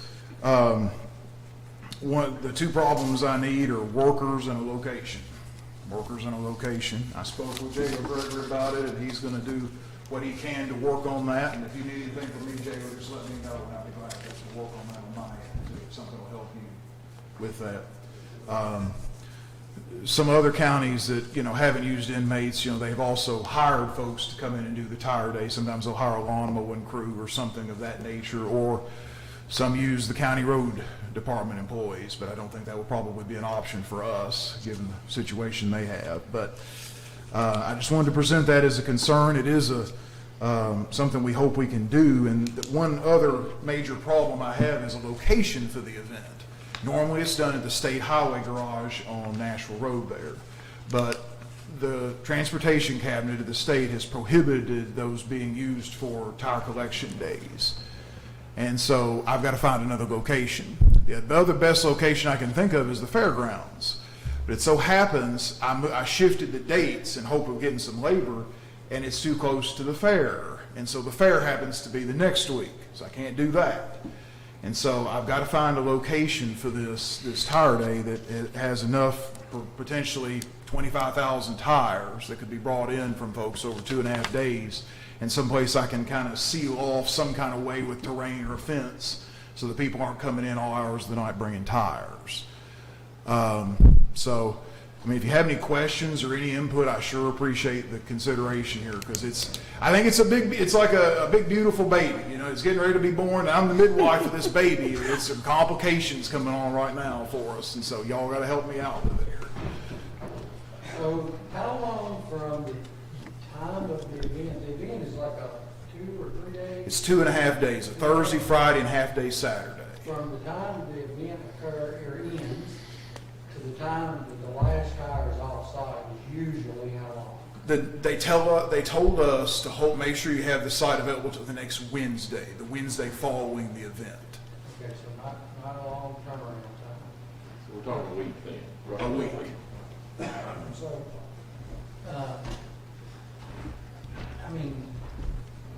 of course, I know the road department doesn't want it, but that, you do have a fenced-in area at the road department. I don't know physical footprint, if that's a big enough physical footprint. Paul could comment, I guess, on that, what his thoughts were on that. But, we have the county tire events out there that are half a day.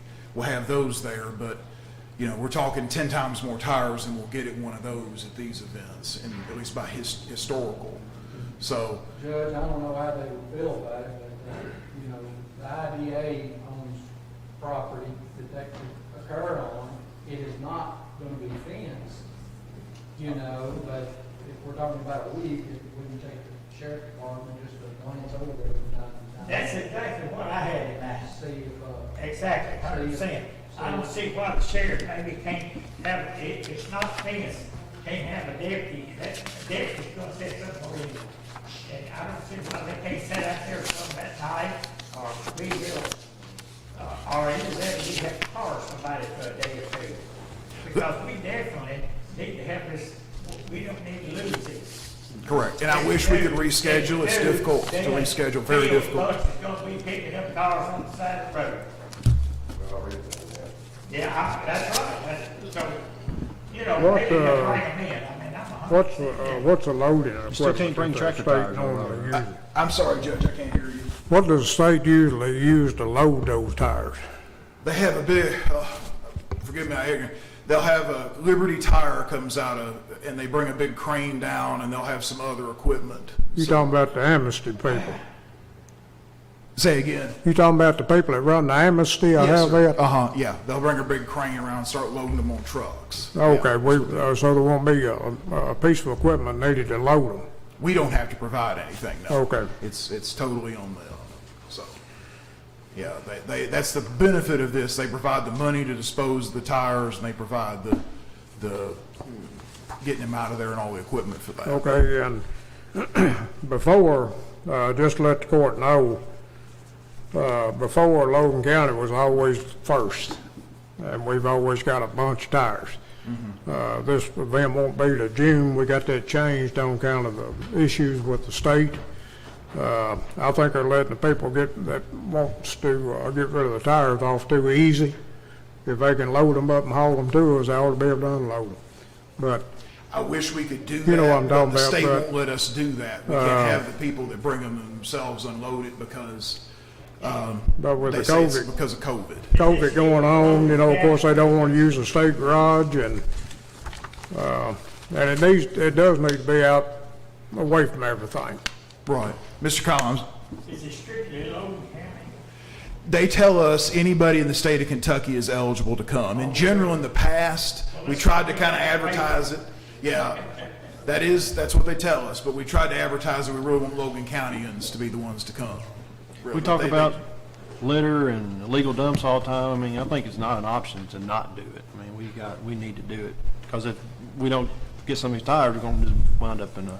That's the concern that we In a have. field Yeah, I'm going to be somewhere, picking so, them I up mean, on the road, and several other Higher, we can crews are too. make so. it work. Like you said, maybe just some big property that, What was the property you all suggested? Forgive my Fairground, ignorance. the old fairground. The old fairgrounds. Okay. Well, we own three properties that Well, we got used. one that One in the we city. showed.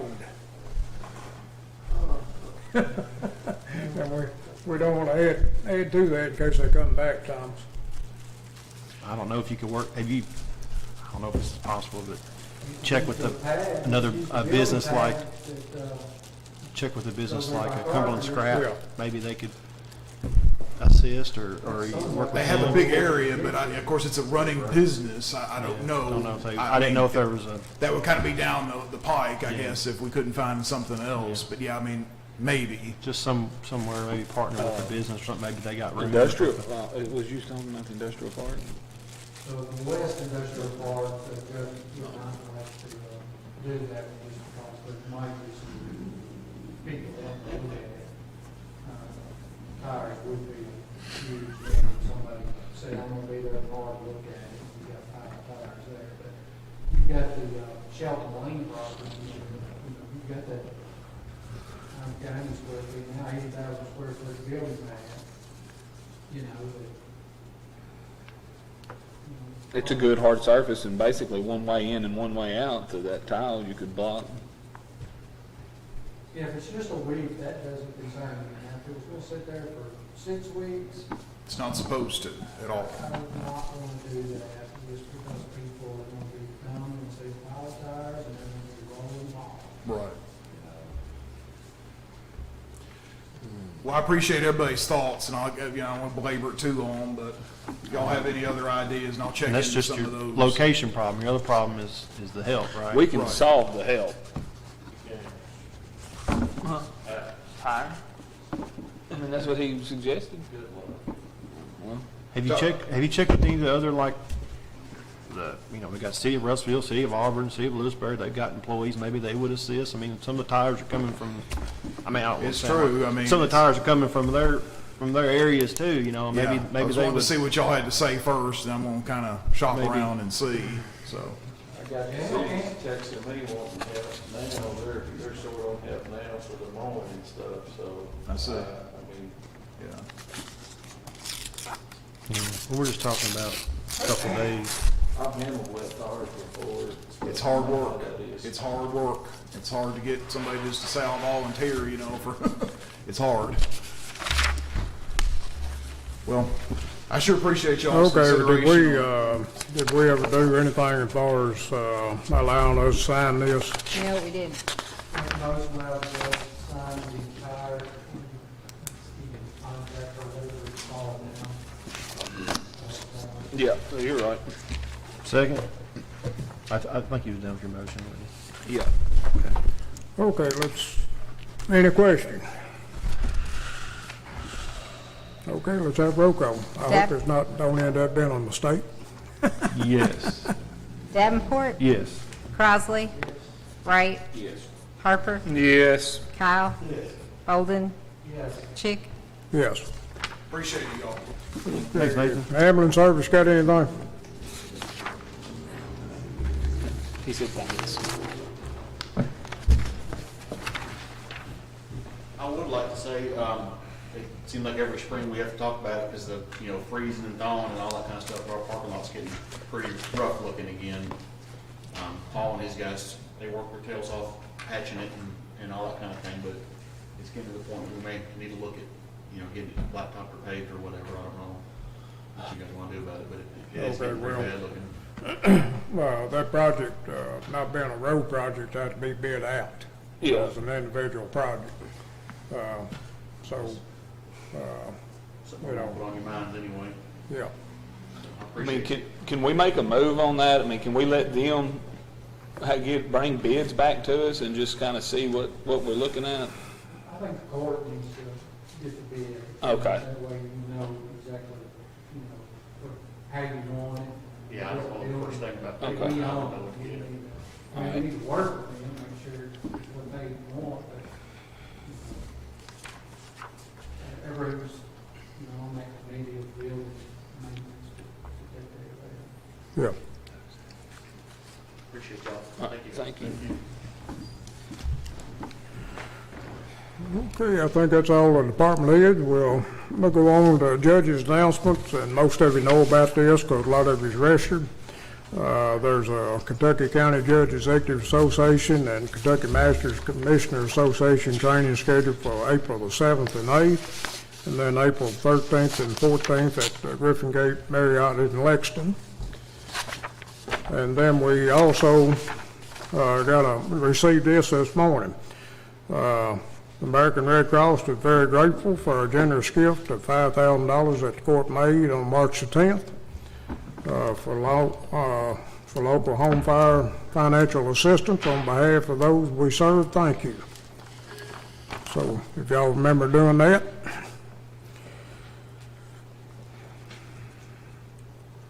Okay, another thing we got coming up is this American Recovery Act money. And we don't know enough about it yet to be dangerous to even talk about it. So hopefully in the next few weeks we'll get a little bit better education on it, and it's supposed to be sent direct to the county. 50% of it is, and then a year and something later, another 50%, and it has got some restrictions to it. If it's not spent proper, there's a big red line in there that you'll have to pay it all back. So I wish it had a filter on it, something similar to what the CARES money was, where the state would give us some direction on what direction we can go and what we can do. So, but it don't.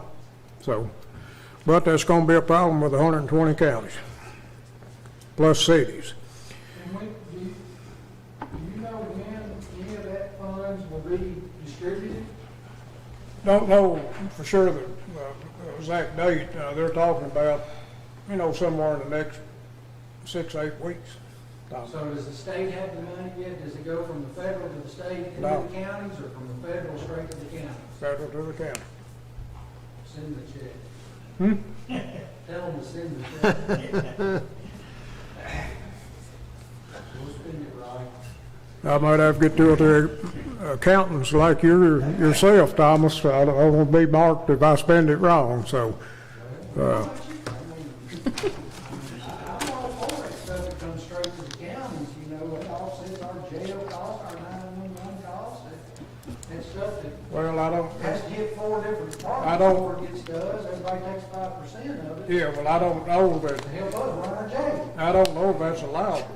You know what I'm talking about, Whatever it's allowed for, we'll spend it on it. Yeah, I know that it can be used on water and sewer projects and broadband. Is all I know right now. I know for sure we need all 3 of those. And so happens. We were talking about broadband the other day, So we'll find out a little bit more. There was a little session we watched the other day, there was 100 questions came in, from different counties across the state of Kentucky. And those questions were sent to the Department of Treasury this morning from NACO. Okay?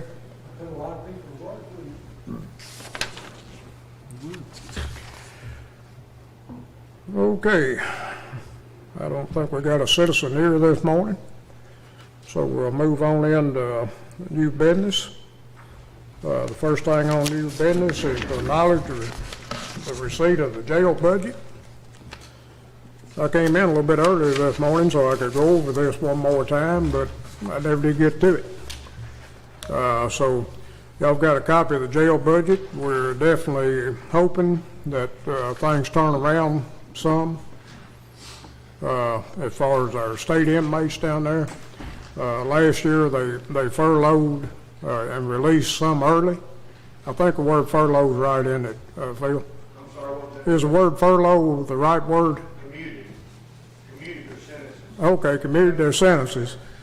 And anyhow, we lost several of our state inmates. And just in the last 2 weeks, I think Phil reported a while ago that he got 15 new ones. So that's going to help some. And plus, we got that CARES money to kind of offset what we've lost. And hopefully, we'll be able to have a better corrected year.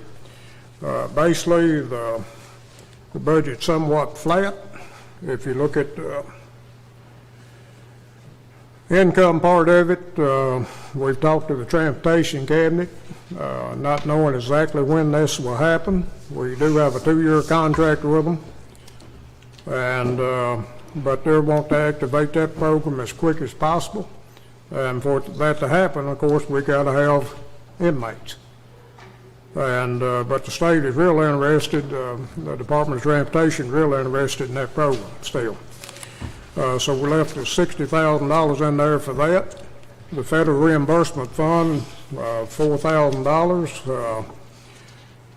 Hopefully, that'll be better than it was this year. You skip down to operations pay. We're hoping that what we put in there last year is a possibility this coming year. State prisoner payment. If you skip down to that, if you'll notice, it looked like we're on track just to take in about $700,000 this year. Hopefully we'll get a few more state workers, and I think we based it on, 80, Phil? $915,000 worth of income, which is a little bit down from what we projected this year, but we're not going to make this year. DUI services, we put $2,000 in there. The court not having court on a regular basis this year. Hopefully that'll come up some. Court costs, House Bill 413, not having court a lot this year probably affected that some. We adjusted it a little bit.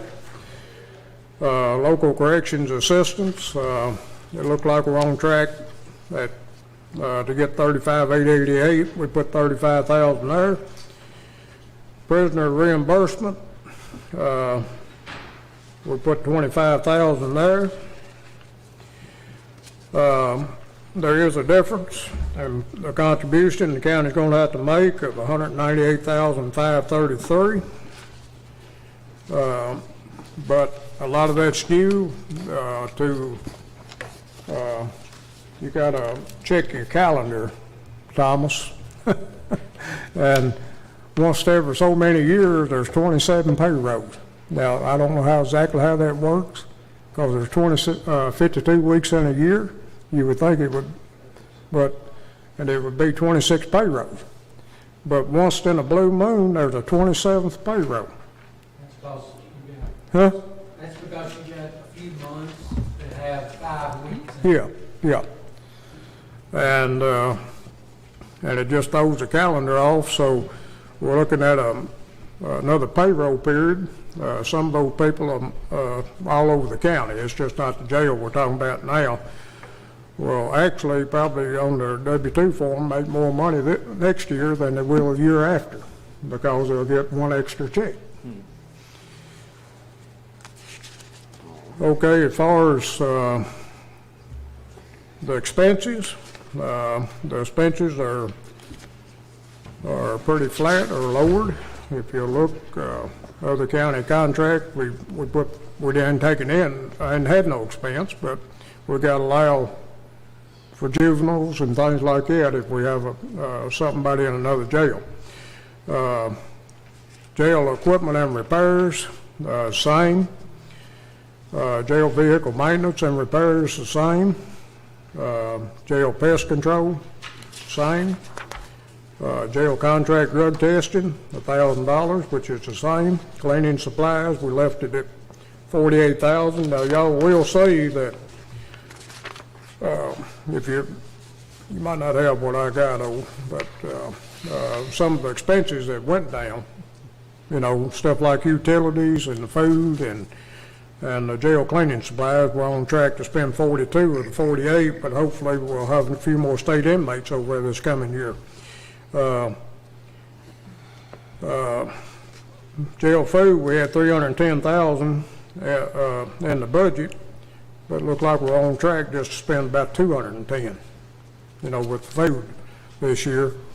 If you get down to office supplies, we cut that $1,000. And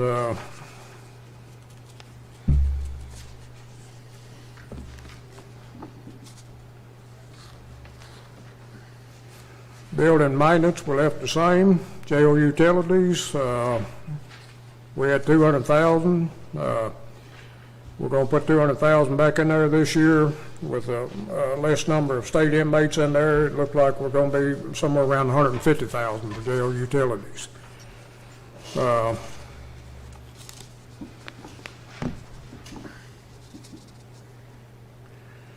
Law enforcement equipment, we cut it $500. No transportation vehicle this year.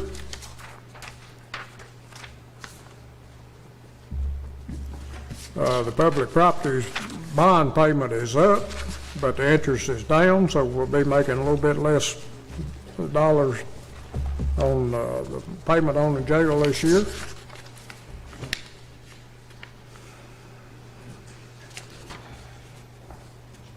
And other things like Social Security and retirement. Retirement is going up a little bit over 2% this coming year. But the court needs to acknowledge the receipt of the jail budget. I make a motion to acknowledge the receipt of the jail budget. Second.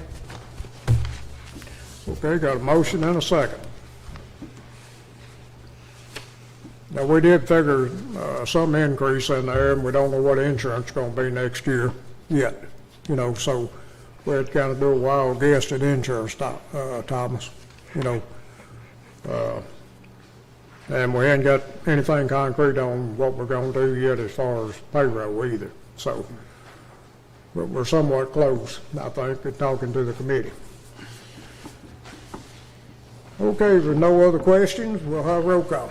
Davenport, Yes. Crosley, Wright, Yes. Harper, Yes. Kyle, Yes. Bolden, Yes. Chick. Yes. Judge, we take a 5-minute break. Yeah.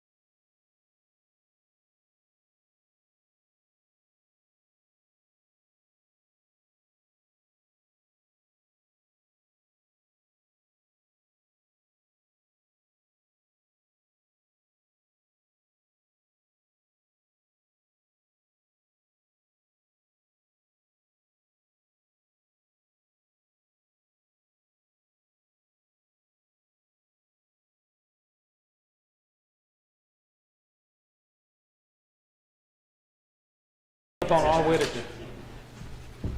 Hey, Paul, you want to go out there to R. Whitaker and look at it with me sometime? Okay, item number 2 on the agenda is to approve allowing the court to bid out a request for proposal for inmate communication system. And the reason it says proposal, because basically they collect the money and give us a percentage back. It's not, but they're collecting probably more than a threshold. You know what I'm talking about. So I just need confirmation from the court to allow the county and to work with the jailer to put out bid out for request for proposal for inmate communication system. I'll make a motion to approve that. Second. No, we don't know exactly what date we'll bring it in, you know what I'm talking about, because we got to get a little information together so we know how to put out a proposal, okay? So what are we, it's been a long time, what are we currently using? We're using public communication, combined public communication. But basically, Thomas, the state auditors, you know, you've got to have an end to your contract. For 4 hours over a You know what I'm talking about, you know. And our contract was for 4 years, and then August 11th, it'll be 4 years.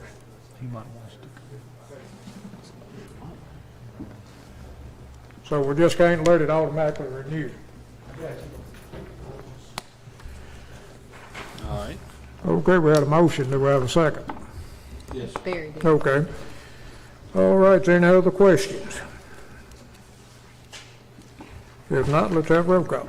Davenport, Yes. Crossley, Wright, Yes. Harper, Yes. Kyle, Yes.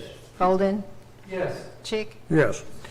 Okay, next item of business is to approve an annual order to pre-approve certain reoccurring expenses for Logan, for fiscal court in 2021.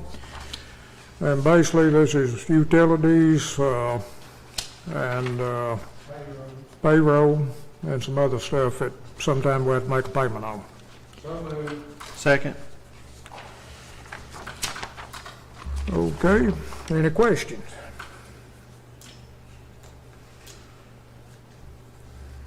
All right, let's have roll call. Davenport, Yes. Crossley, Yes. Wright, Yes. Harper, Yes. Kyle, Yes. Bolden, Yes. Chick. Yes. Okay, next item of business is to approve a change order, and I think it got in everybody's folder. We had one that's in there that wasn't correct because they were working, they hit a sinkhole or soft spongy dirt that they couldn't pour concrete on. The change order, let me read it again.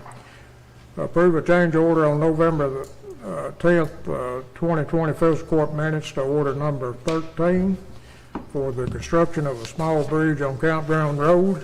And that change order to be able to fill that sinkhole or spongy ground, get past it, came to $8,600 so they can put the wall. I'll put that in the form of a motion.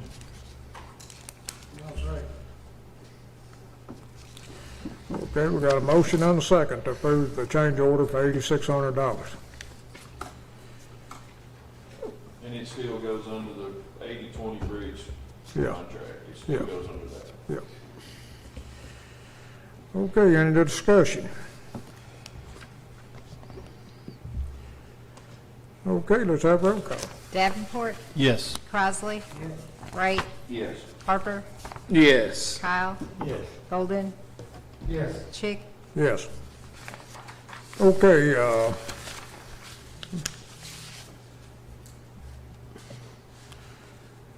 next item of business is discuss pay increase for salaried employees. We were looking at somewhere around a CPI of 3%. It ain't all employees. And last year, on April the 14th, 2020, That's when we done it, and what these are for the Assistant County Attorney, Elizabeth Teal, for Rodney Hockero, Terry Cole, Adam Scruggs, and Connor Williams is not with us anymore, but I'm sure there'll be a new deputy in the coroner's office, so it will affect him. Okay. Discuss setting the salaries for 21-22, and that needs to be in the motion, because this is for 2021 and 2022 calendar year, fiscal year. What's the difference between number 5 and number 6 on the agenda? Just, I'm not sure, but. Well, there's really not any difference. We're just addressing, I guess, the deputy coroners. Okay. And, So 5 would be emergency management and the deputy coroners. yes. Judge, I know you got the 3% down there for that, but. That's what we did last year, and I wrote that. Right, so we did for last year. But I know you have kind of delved into some, checked around to see what maybe some other counties are paying in those positions. And I'd like to make a recommendation to go outside of that 3%, if that's okay. And y'all can agree or disagree, but just set a salary for each one. And those being, maybe just, my recommendation would be Assistant County Attorney, 20,000. Let's handle it different, since I got it as. Okay, well, I'll knock it out right now. So, the deputy coroners, 5,200. The DES coordinator, 16,000. DES assistant coordinator, 12,000. And I base that on the numbers that you got from surrounding counties. And that's just my recommendation, unless somebody else has got a different one. Tell me what they are now. Do you have that? Right now, DES is 9,000, assistant is 6,000. And then the deputy coroner is about Deputy coroner 48. is 49, 44. Okay. And the county attorney's. What are you saying, 3%? No. That's not what he's talking about. That's not my recommendation. My recommendation is increasing it. Yeah, Tyler's recommendation is going outside. He's recommending going outside of the 3%, not even looking at that, and basing a new salary off of surrounding counties to get us on a level playing field as what surrounding counties make. Which is a lot more than 3%. Yeah. Yeah. Significantly more, yeah. Right. They're not going backwards is what Yeah. And assistant county attorneys is 18.5 today, so it's not. Basically, we're really adjusting. We would be adjusting the greatest deal would be the emergency services. In the past year with the emergency services, I know that these guys definitely deserve any raise they can get, and it's still. I mean, Yeah, not only that, but they deserve what other people are getting. Yeah, are getting exactly. paid. Level playing field. Yep. But going forward, I fear it's always for emergency management. It's always going to be more work involved.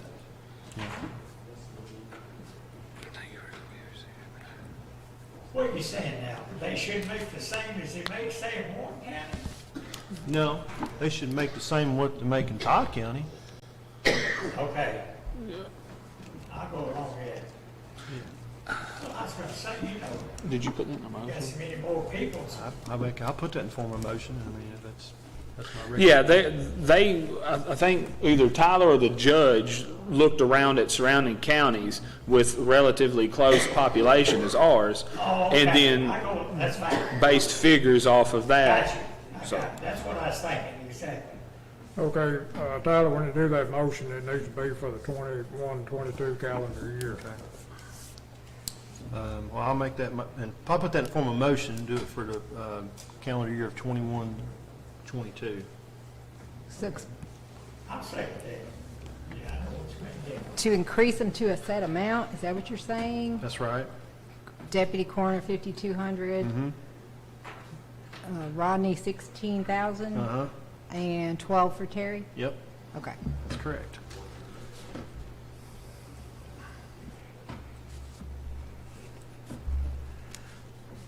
Okay, y'all heard the motion, we had a second. Yeah, I Question. second it. Yeah. Yes.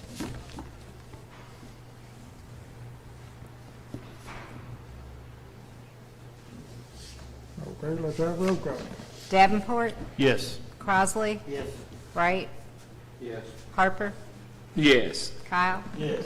Bolden, Yes. Chick. Yes. Okay, next item of business, I hope y'all brought your survey with you. You want me to go ahead and do the assistant county attorney, Judge? Yeah. Oh, yeah, we need to do the Okay. assistant county attorney, I'm sorry. That's fine. I'll make a motion to set the assistant county attorney's yearly salary to 20,000. Second. For fiscal year 21, Fiscal year 22. 21, 22. I apologize. Second still.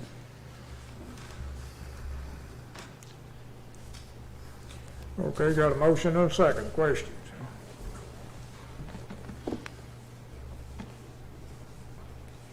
Okay, let's have a roll call. Davenport, Yes. Crosley, Yes. Wright, Yes.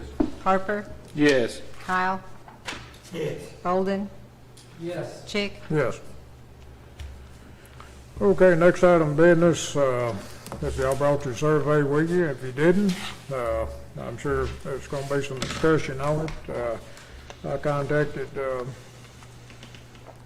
Tyler since, he brought it up at the last court meeting, discussions on the WKU survey.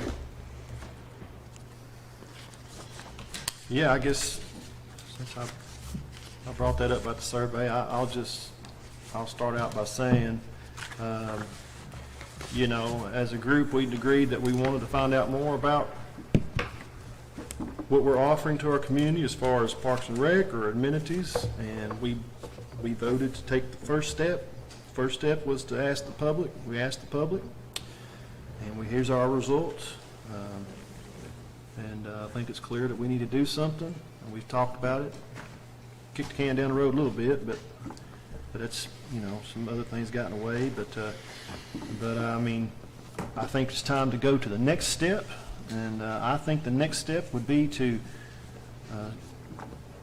in some kind of way, get professional service involved that does park planning or Parks and Rec planning, and get us some ideas drawn up based on what we give them from this survey. I don't know. I know there's companies out there that do that. I've been to the conferences, and they've been there, and I've talked to a few of them. Of course, it's been a while since I've been to a conference, so I haven't talked to them in a while.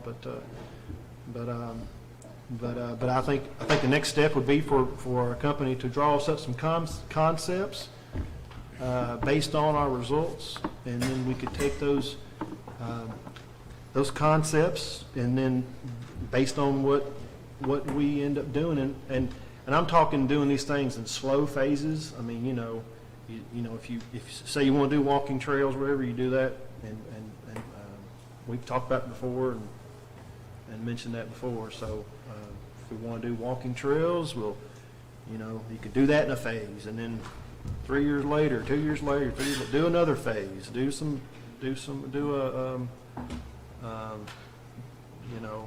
splash pad. That's something that's been requested quite a bit. I just think we need to take the next step, and that would be my recommendation on the next step. Whoever's got any more thoughts on it.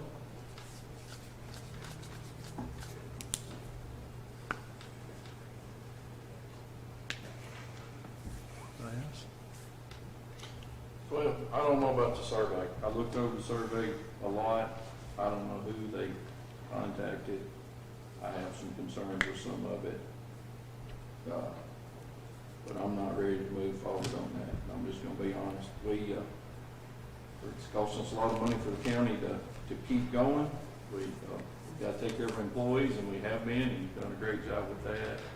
And everything's costing a little extra money, and there's not hardly a day that goes by in the summertime that there's not somebody walking on my road, or I go to the Lewisburg Farm down with Jason, they're walking there, or you come to the park, they're walking around us.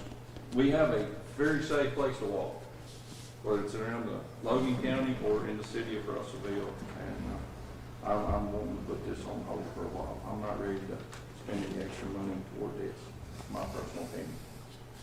Okay.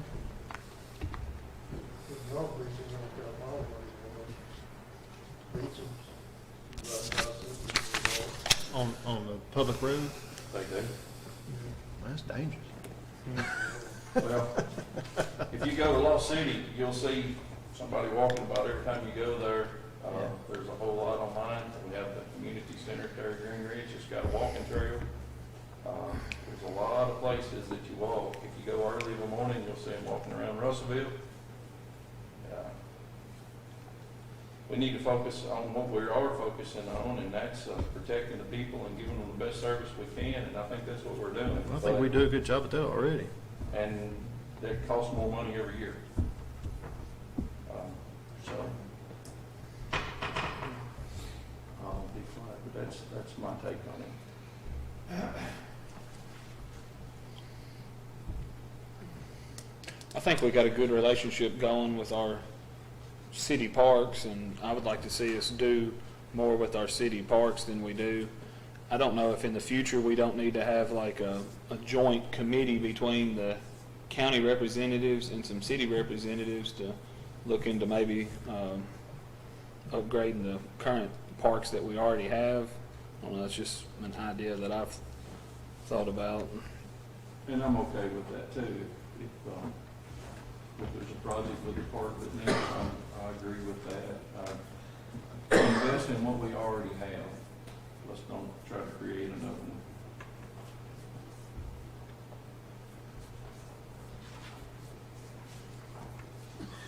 So, I don't think there's any need for me to reiterate my position on that, but I'm not gonna sit here and not say something. I mean, I'm 100% for looking into this project. I mean, it was a slow drag to get the survey done, but we did do it. I think that was fair. We had a reasonably good outcome of, the population and the number of people, and, I'll be honest, I wish there was 5,000 more people that would have participated, and it gives you a little more leverage, and you can say, this many people participated, but we did have many to participate who were in favor and who were against. And I think the survey stands for itself.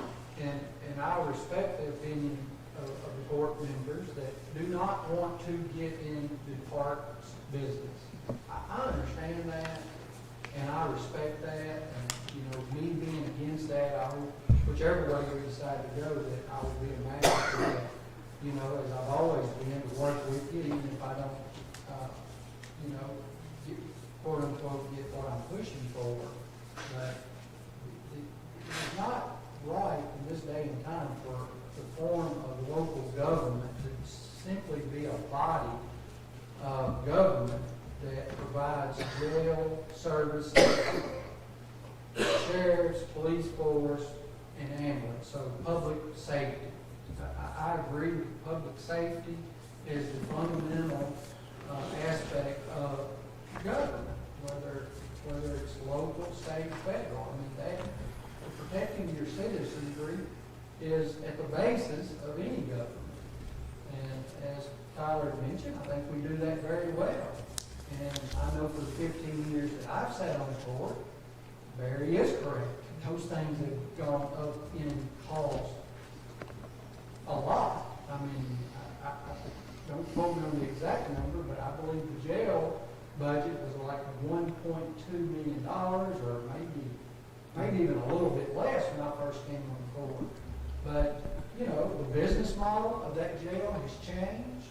So although it's a $3.6 billion proposed budget for 2021, 2022, the business model has changed, but still the cost per taxpayer has gone up quite a bit.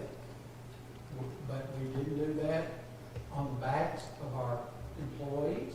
They still have one of the best benefit packages that can be offered to anybody who works in the state of Kentucky. I don't care if you're working private or public. The benefit package is great. And I feel the pay is competitive. Now, when I first started, it was not. It was far from competitive. And I think we still have room to go. But the last pay scale that we put together, that Tyler and the committee worked on, I think we addressed that, especially in our sheriff's department and our jail department, to the tune of over $500,000 just one time, not counting the other pay increases. So it comes to a point that it's time to work on other things, and we have to, even though they're not our top priority as a body of 7 here, we do have to address people who want other things than just public safety. And parks and recycling is all that. Our recycling program, although it is highly liked by our citizenry, there's not a magistrate one here that don't get a phone call at least once a year that's against it. Does that mean we don't do it? You know, I hope not, and we don't. And the week that the recycling got picked up along with trash, I got several phone calls people didn't like that. I don't know if y'all did, but I did. Hey, why's my recycling just got dumped into the trash? I did. You know, I got a call. That's how passionate these folks who like to recycle are, and I'm one of them. And likewise, I'm passionate about the rights of a taxpayer who pays money, and when we look at these balances that are sitting in these accounts, I simply don't want to see them being consumed up by a larger jail, a larger sheriff's department. I'm for the sheriff's department. I'm for the jail. I've been nothing but supportive other than building onto the jail. And I think we see, because of COVID, that ended up being a good decision that y'all all made. Now, do we need to look at that in the future? I'm happy to do so. But it's not the right mindset, in my opinion, to not allow the taxpayer who's putting this money in there to the business owner who's paying 3/4% of their net profit to be overlooked in amenities that they like to have. Employers like to have amenities for their employees. And I promise you, there's not an employer one who says, we've got a really nice jail down here, please come and consider working for us. Logan, remember, that is not on their sales page, okay? They may say their crime rate is down. That is a big thing. Our schools are top-notch and perform at the top 5% in the whole state of Kentucky, whether you're talking about Logan County or Russellville. They're in the top 5%. They are promoting that, but they're sure not saying, come down here and look, we got a really nice jail, or we got a really nice sheriff's department. They all drive, Escalades.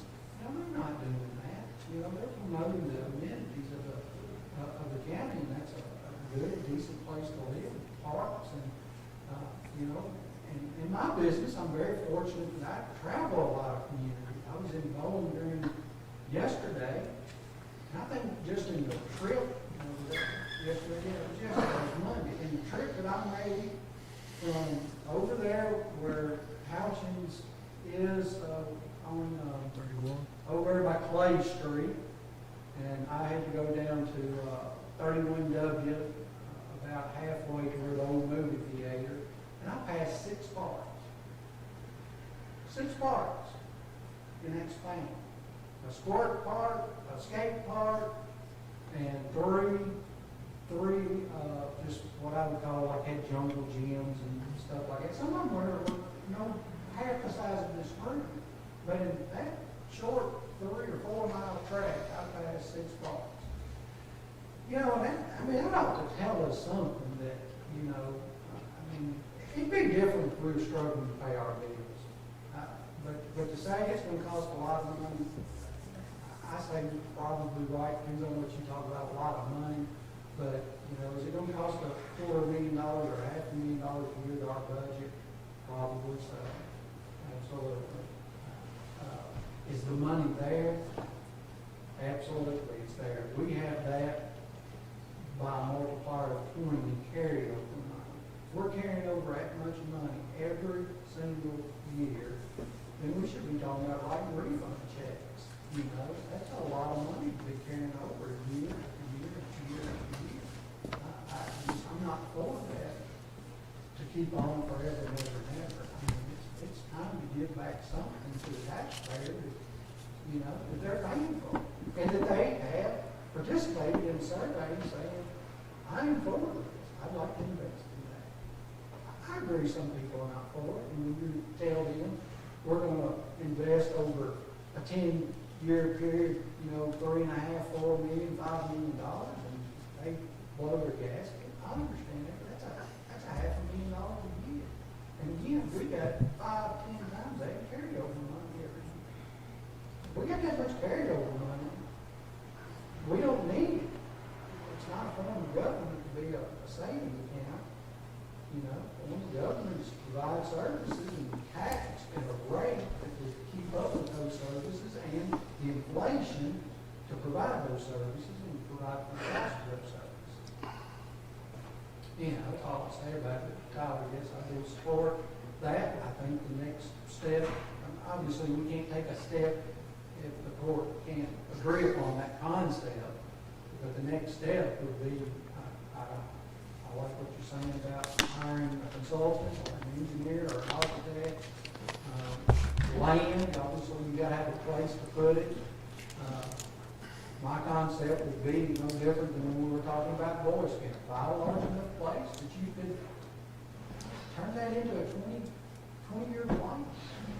Ephraim White Park out by Warren East High School has been owned by the Warren County Fiscal Court for 20+ years. And, I mean, it was nothing but a field when I first saw it.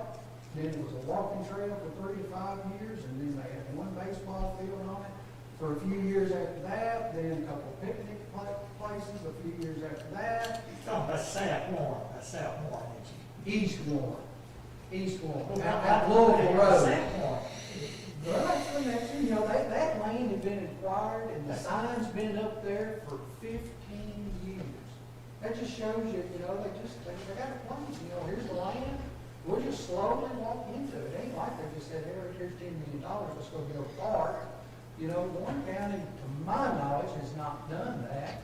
And I know Ephraim White, when they built whatever you call that building, I don't know what It's a multi-purpose. Yeah, that multi-purpose building, that was a $3 million deal, and they did put a bond levy out for that, and they finally did do that multi-purpose building. But anyhow, they're doing 2 more just like it.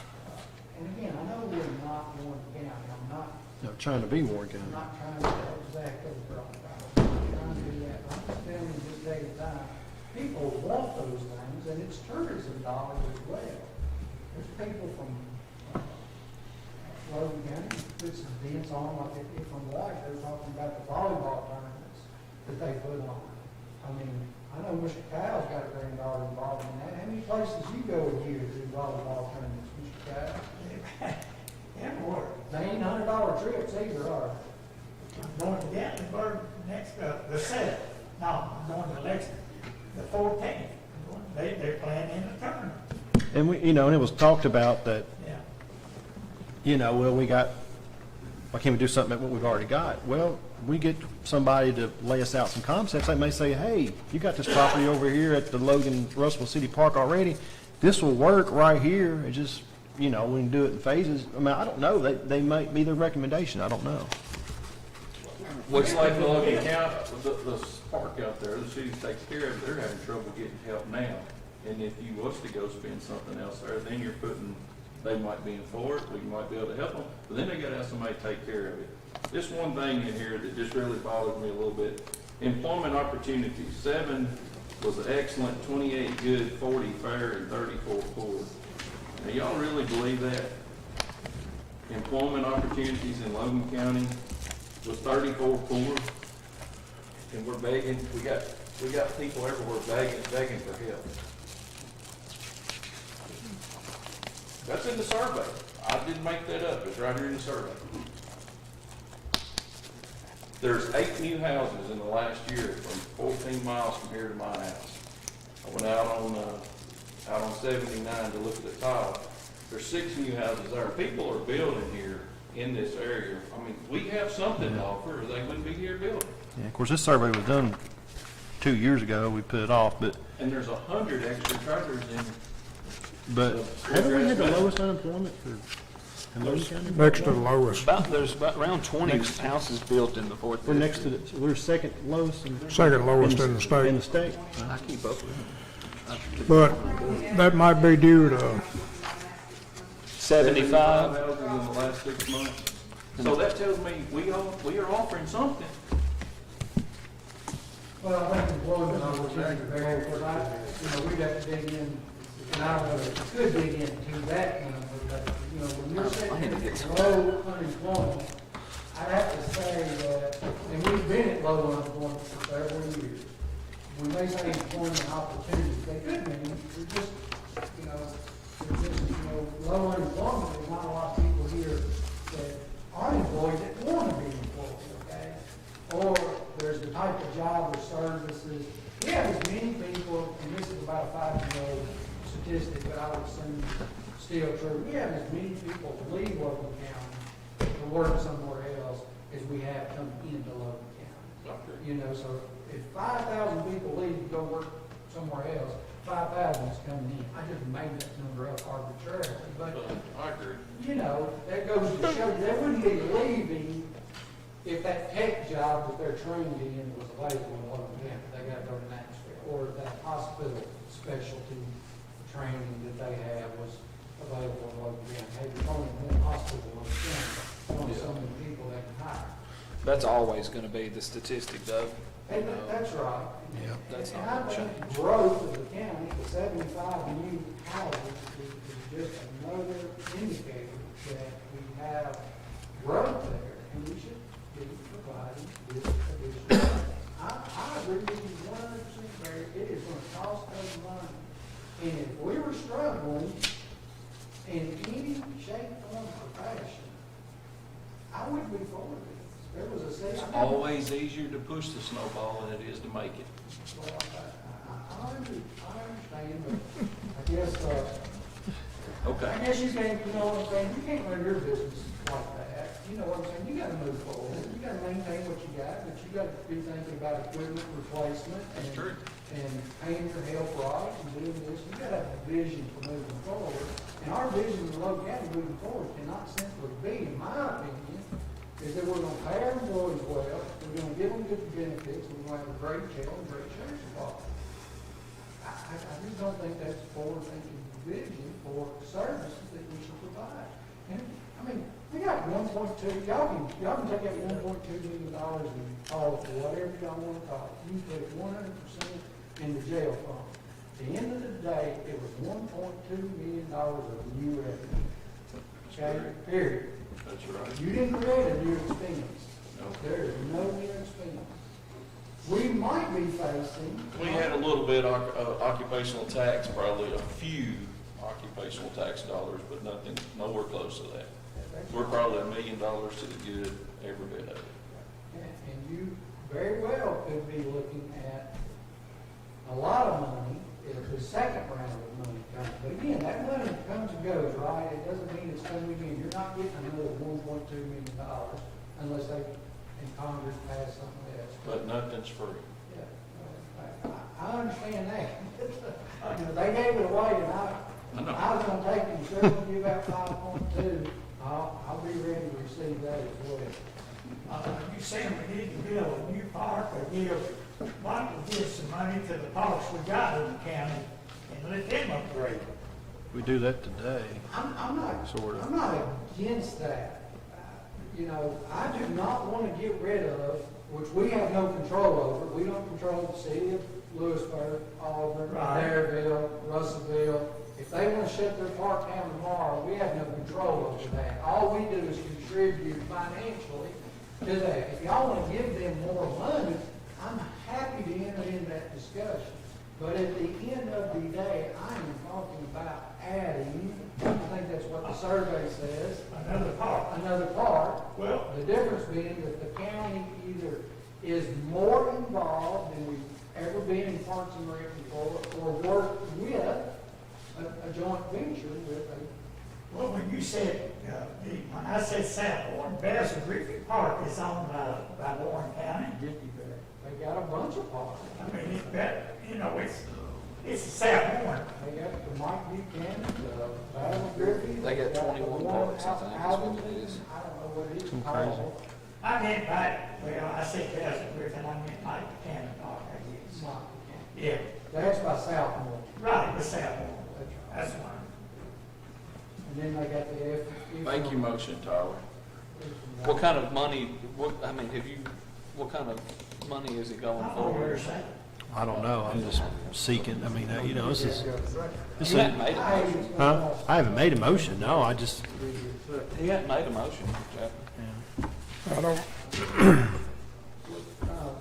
So Tyler, I mean, what do you, I mean, Larry's asking for a motion, I'm not sure what the motion would be, and that's my question. What is the next step? And I don't know if this is right or wrong. Barry may ask for the motion because he wants to see how the board feels about it, or we do it or don't do it. I mean, I don't want to do something this magnitude that the board can't do supportive of. He does No. not. I'm okay, Thomas, but I don't want to hire somebody. If you keep telling somebody, you need this, you need this, you need this, day in, day out, first thing you know, they think, you know what, I do need this. But if somebody has something, if they want, we support the fair. Hey, I'm all for that, 100%. The county gives so much money, we have a fair. If you want to support something for Russell Park, I'm 100% for that. I don't want to just go into general thing, but if they have a project, I'm 100% for updating or whatever they can do. I just don't want to start another one.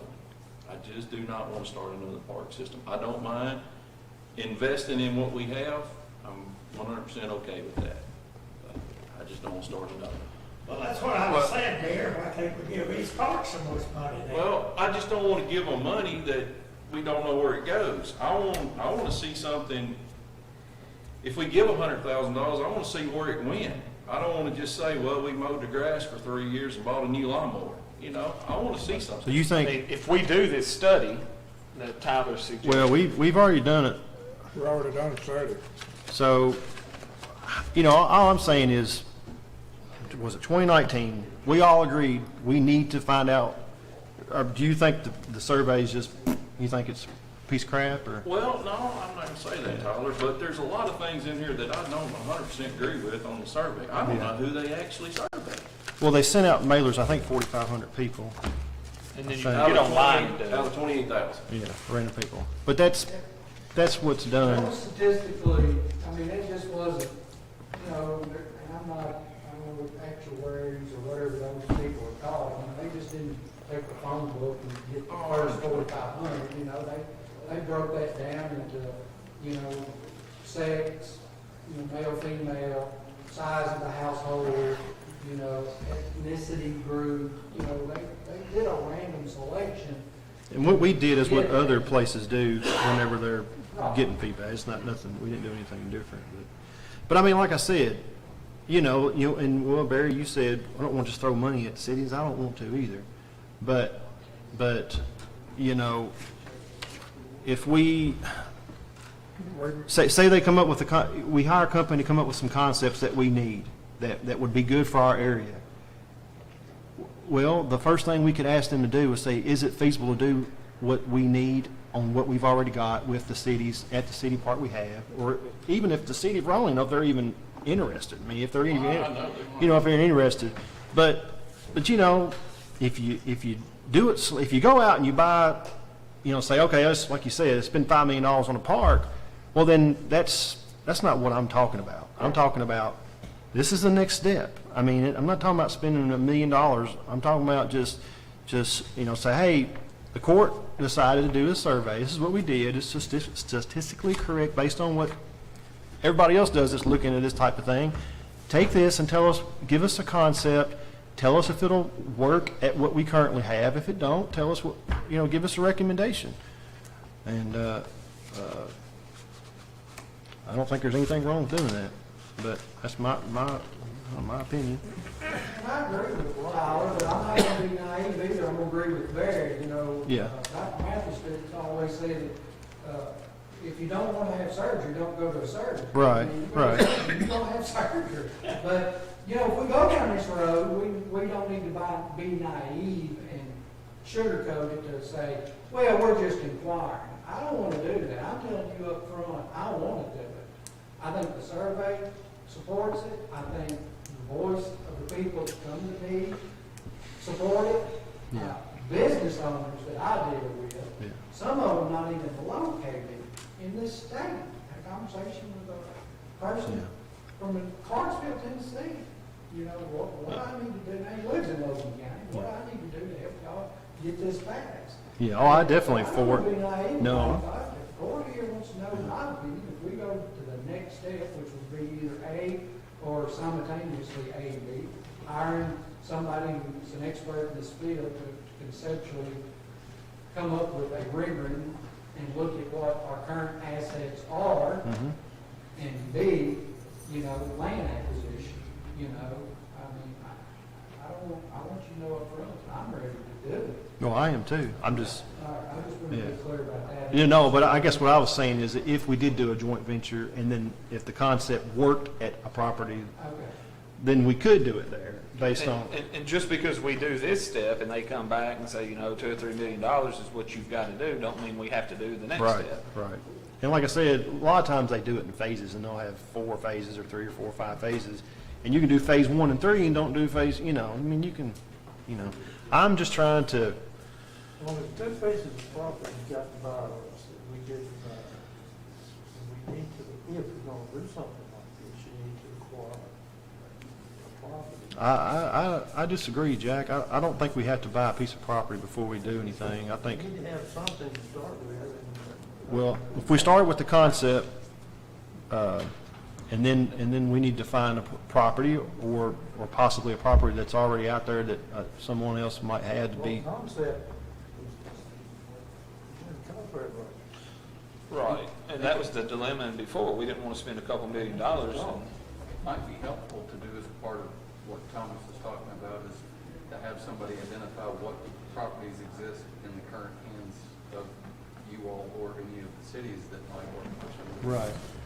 We have that list, there was a thing that was done through the survey and also through another survey that was done uncommissioned by us, what all the current assets are. I mean, there's walking trails there that I didn't even know existed. Now, you can imagine what they're probably looking like, but there's a walking trail up by an old hospital.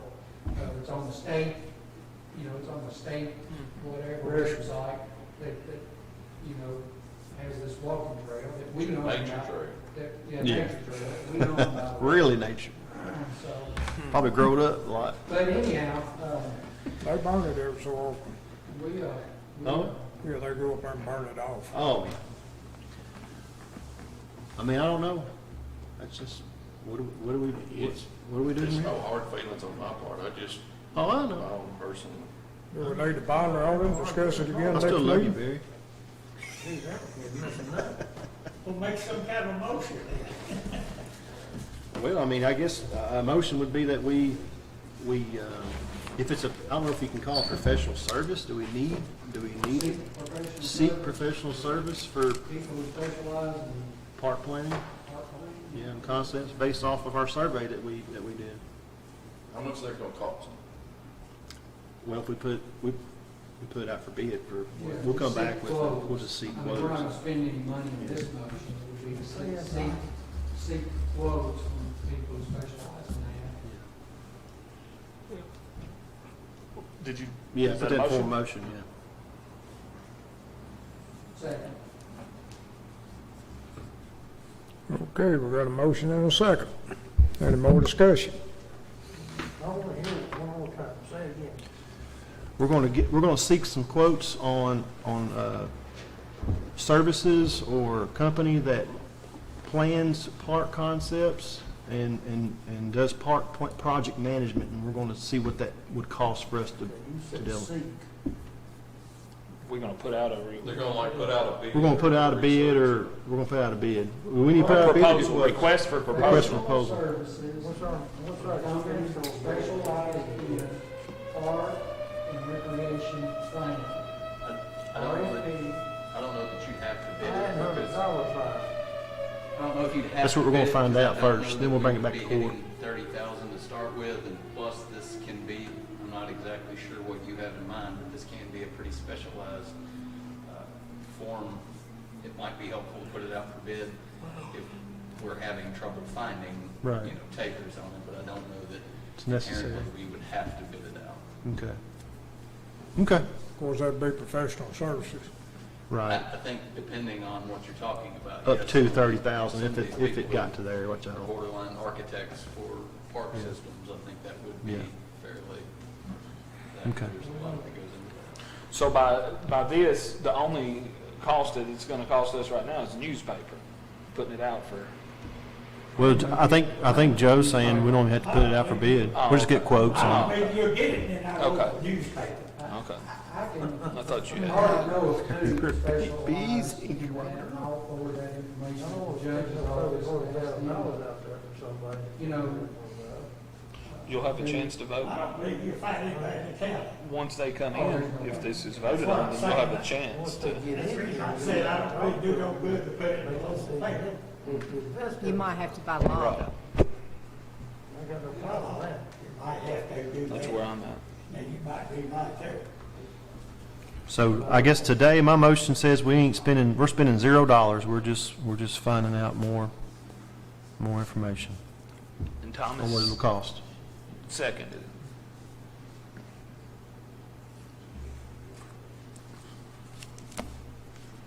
Okay, we had a motion and a second, and I was sitting up there listening to y'all and, and just thinking, Jack, when's the last time y'all had a meeting? You're on the park board.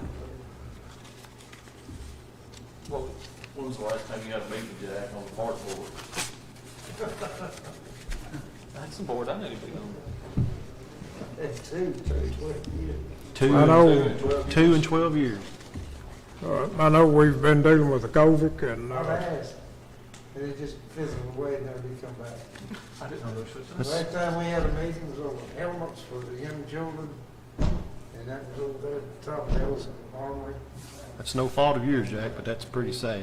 Did you know there was a park? well, I mean, we got our name tagged on this one park, and I'm just my thinking on it that we need to check with, the mayor and different things and just see, it needs a, Can we take this thing to the next court meeting, and that'll give us time to talk with the mayor and talk with the different cities and stuff? Can we just table this, and if anybody wants to call and discuss it with me, yay or nay? I think we ought to go and vote on it. We got a motion and a second. If the only way we can do it is if Tyler wants to retract his motion. That's right, I'm sorry, motion and a second on the floor. Okay, if there's no other discussion, is there any more discussion? Okay, let's call, roll call. Davenport, Yes. Crosley, Yes. Wright, I'm gonna vote yes because it's not costing anything, so I'm gonna vote yes on this one. Harper, Yes. Kyle, Yes. Bolden, Yes. Chick. Yes. And I voted yes on kind of, there wasn't no cost to it yet. That's right. There's no cost yet. They keep up here telling us we need it, there's gonna be a cost to it. No, we got personnel issue. We Do can't what? do it yet, can we? Yeah, sorry. No, we've got two more items. We got the bond release thing. We still got 2 more items, I think. Yeah. I didn't understand what Thomas said. Oh, I didn't hear you. Oh.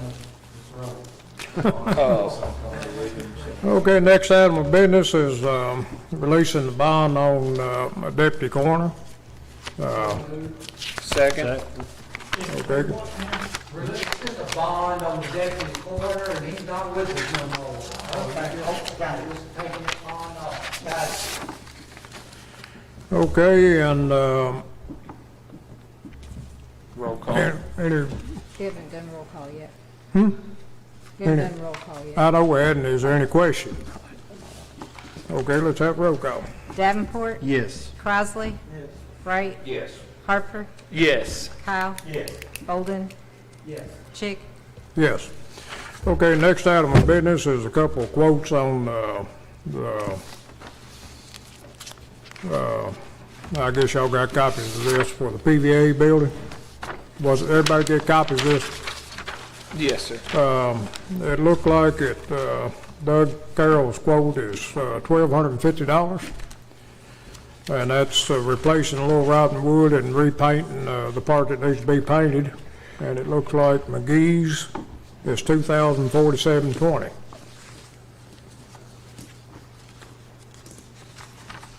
I'm sure you're gonna look at that all the time. I just like to just for your attention on the McGee's quote, it does say, do a little bit more work on his. McGee's contract is going to be a I little want to make sure that y'all saw that. Like how much more work, and what we're talking about. He's saying that he's gonna do, 96 feet of grate. He's gonna do 3 louvered vents, over a whole porch ceiling, and porch railing, and he's gonna paint it with a certain type of paint. And he's gonna repair 2 vertical blocks in the rear of the building. He specific on that, so I can bring that to your attention. But the Carroll wood does not have that, so you just place rock wood and paint white. Pretty bad. I just want to make sure y'all are aware of that before y'all move on. That's just the same, replacing the same amount of wood. Don't know what Thomas wants to do. He wants to allow the judge to. I think we're right. I think they're after that, but they want to be down a truck. Just put it in the same motion. Well, I think $2,047.20 on the keys. Just like the judge, it's the same 2 bidders, they had the same conversation at the same time, allowed the judge and Scotty and PDA office to work out which is the best product and services, not to exceed $2,100. Second. Okay, got a motion and second. Question? Okay, not hearing any. Roll call. Davenport, Yes. Crossley, Wright, Harper, Yes. Kyle, Bolden, Chick. Yes. Okay, post agenda. No, I got something. I'm gonna bring up the road again. That takes a minute.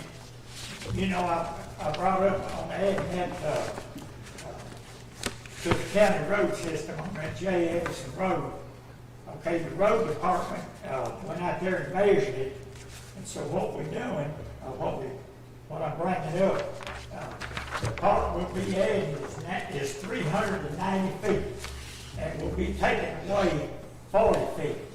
In other words, where they pull in on that hill, they're gonna take that away, or you can't pull in on that hill again.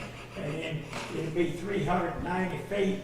And Paul then says, he don't have to do nothing to it. It's already approved.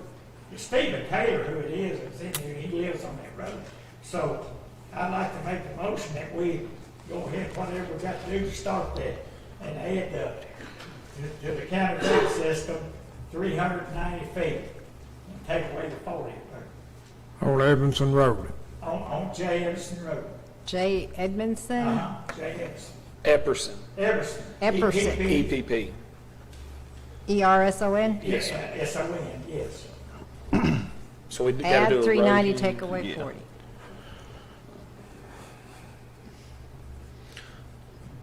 I'll second that motion. I have a road hearing to add that. Okay. Got a motion and second. Have road hearing for 390 feet on Epperson Road. Right. Well, we added that to it. Yeah. And take away 40 feet. Yeah. and to remove 40-some feet. But they gonna do away with that so nobody can't turn in on that hill. Okay, y'all have heard the motions. Any comments, questions?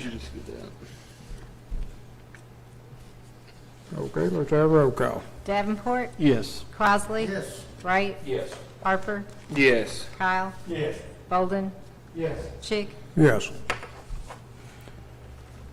Judge, on the post agenda there, so,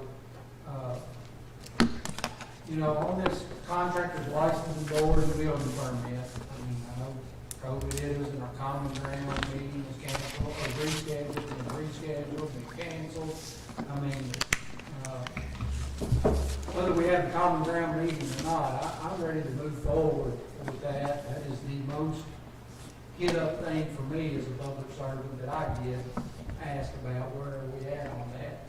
Now, obviously, that's A, because I'm for it, and B, because I'm in that type of business, and every contractor I talk to is 100% for it. And I haven't had any citizen come up to me and say that's a bad idea. So, and I think a lot of y'all were at that meeting that we did have, and you heard the support for it. So, I don't know if you want to judge request at that common ground meeting. I think it is smart that we work with a joint venture. It's not called joint venture, what's it called? Interlocal agreement, like we do our trash pickup, and work with the cities, and we do this under one roof. Combine our resources to A, to be less burdensome for the taxpayer, and B, makes it easier for the taxpayer if it's under one roof. And so whatever the next step is, I guess. We seem to thought the next step was a common ground meeting. Yeah. That's what we need. I think it would be a common ground meeting, and I was just gonna say something about that too, Tom. And, as far Must as, be hitting you up too. well, Good sign. had nobody hit me up, but Jimmy Kent contacted me the other day about rescheduling the common ground. Jimmy Kent's one of them that called me and asked me where we stood on. Yeah, yeah. And, hopefully, the new subdivision regulations will be out quickly, talking to that board. And, But we don't have to wait on it. That works independently of, Well, one's got to do with the other, but we don't have to wait for the chicken to cross the road before we get started. I guess. well, I'm not disagreeing with that. I mean, we will have to come up with some kind of, ordinance. You know what I'm talking about, Joe, of some kind, dealing with it. And then we need to be on total agreement, because, I don't think that, they've got room and they ain't got the staff, where they're at now. So, that's something definitely we gotta work with the city with, because, what Mark's got up there is working for him. You know what I'm talking about, and we're gonna have to get serious about investing some money there. And then, Joe, as far as an ordinance, I mean, hopefully it'd include every city and everything will be done there, and the money that they take in will operate that office. But, Well, if we're all going to be it as a joint venture, that would be more of an interlocal agreement. I think the ordinance would be the laws and regulations that each one of us pass. And certainly, if we had a unified body, it would make sense to do that. I guess you could always have for some slight variances if there were strong feelings of the different entities, but I think the ordinance is where the laws would come from. But for a position, you are envisioning something more of a local cooperative, correct? Is that what I'm hearing? I mean, I would think so. I mean, again, I think that's part of the common ground meeting, but the conversations that I personally had with each individual mayor, they were supportive of that concept. Now, at the time, it was Jason's dad, and he was a little bit on the fence, but after a few weeks or a few months, I mean, he kind of at least agreed to sit down and do that, but I don't know what the city's position is on that concept now, and I've not spoken to the new mayor, so So, but anyhow, we need to get that ball rolling, and it just makes sense to do it that way, but some people may want to control that themselves. I 100% agree. I mean, having to hire individual people to do 5 different jobs for what should be one job definitely makes a whole lot of sense. But, I think the common ground meeting would be necessary to find out whether we're all on the same page as what the regulations to be applied are, and whether it is going to be one person or a bunch of individual people. So can we get a common ground meeting maybe next month or so? We'll get one worked out.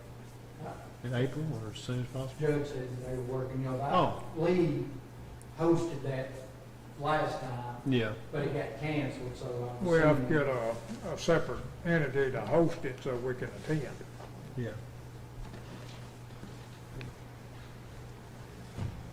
And then there can't be no decision, there can just be discussion. And hopefully we can get somebody there from each one of the cities. The way the process works now, if it's a building permit in Auburn gets the money. You know what I'm talking about, if it's a building permit in the county, we get the money. And now, we were discussing that the other day with the board, you know what I'm talking about, and usually what happens, Joe Perry usually is supposed to turn around and bill us for what his work he's done, from the money he brings in. Bill Pearson always done it. Joe hasn't done it lately, so it won't be a cheap venture, but it'd probably be the right venture. Because he can't do it all himself, he's gonna have to have at least one person in there with him. Well, we divide that between the incorporated cities and the county. It's not a huge burden, I don't believe. And again, it's public safety and something that needs to be done. Judge, I know a lot of people are antsy and ready to go, but I'd like to request a closed session.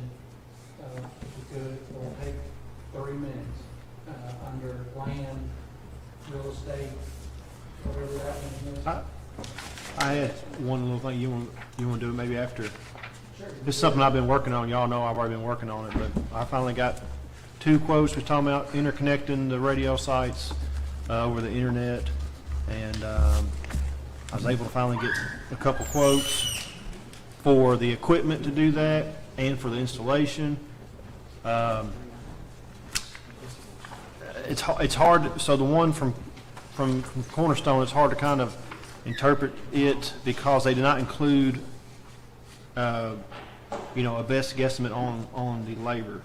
They just said it was $150 per hour, and they don't know how long it's going to take. So I don't really like that personally. And the equipment is pretty much apples to apples to do that.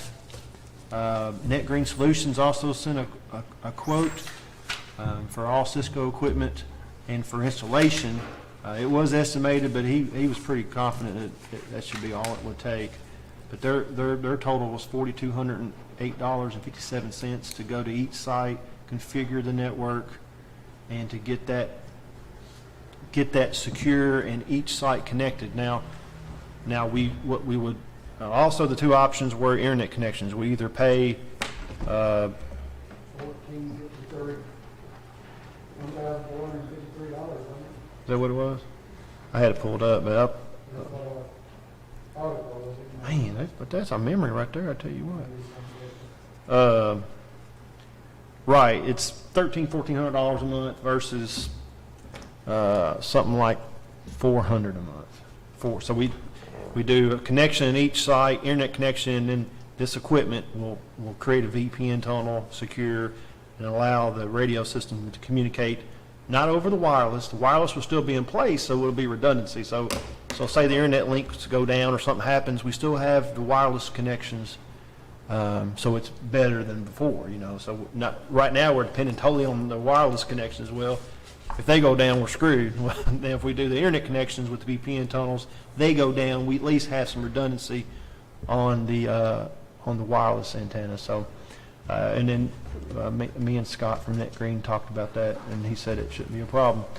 So my recommendation would be just to go ahead and do the internet connection at each site and save us some money monthly. I mean, versus the private network, because the equipment's the same either direction we go. So that's, anybody got any questions about that? Make a recommendation. All right, so The monthly payment will be. monthly payment of internet connections would be somewhere around $400 a month, or could be up to $500, Judge.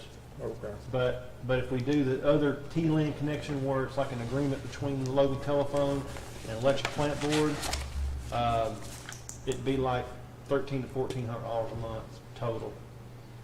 So we could say, $1,000 a month. It's $12,000 a year. That's picnic table and some chairs at the park. That's the water bill. That's the water bill that's sponsored by. I'm just joking. But anyway, that'd be aggravating. So my recommendation would be go with Net Green Solutions for their project total of $4,208.57. Now, the firewalls and the equipment does have a yearly subscription and for updates and to make sure things stay secure. He sent me a price on 1 year, 3 year, and 5 year to extend that. I would almost say let's just go ahead and pay the 5 year and be done for 5 years and not have to worry about it for another 5 years as long as somebody didn't forget about it. But it was, if you want me to tell you what that is. How many quotes you got? I got 2, Judge, and I like to never got that. So we've done business with Net Green before they do all their phones. Okay, that contract's coming up pretty quick too. Is it? Yeah. Okay. Sorry, hold on. For 5 years is 5 year extended for the service and for updates and for warranty. It's $1,420.11 to add it to the 5 years. And I would say just go ahead and do that so we don't have to worry about it. It's another $70 a month. We gotta have all those figures to plan a budget. Right. Downstairs now. Right. Okay. So I guess today's total would be sound like I'm a clerk at a grocery store or something. I thought you already had the exact one. Let's see. Okay. You probably could. 4208.57 plus 1420.11 5628.68. A year. No. That's installation of all the equipment per year. Well, we're paying for 5 years first. all the equipment, 5 years of service, maintenance, and update, I guess. On the equipment. That's not them coming out and doing it or anything, but hopefully we'll have somebody that's going to do that for us before then. But Yep. okay. All right. Sorry, I know it's old business though. Yeah, it's old business that's been kind of. Okay, you made a motion then, Tom seconded it. Right. Okay, we gotta make sure we got that motion down right, cause I don't know if I completely understand. Me I don't know either. what Janice did. You now. have to give me them papers or a copy Okay. of them. Oh yeah, you need them anyway.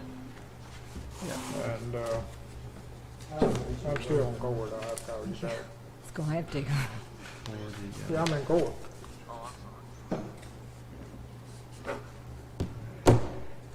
Okay, y'all heard the motion, I hope you understand it, and Tyler will depend on you to write that down. All right. And, let's have roll call. Davenport. Yes. Crosley. Wright. Yes. Harper. Yes. Kyle. Yes. Bolden. Yes. Chick. Yes. Okay, Thomas, that be a motion under KRS 61-810-1B, deliberations on the future and acquisition or sale of real property. Yes, sir, that's my request. So you're making the motion? I'll second. Okay, got a motion and a second. Any questions? Okay, let's have roll call. Davenport, Yes. Crossley, Wright, Yes. Harper. Yes. Kyle. Yes. Bolden. Yes. Chick. Yes.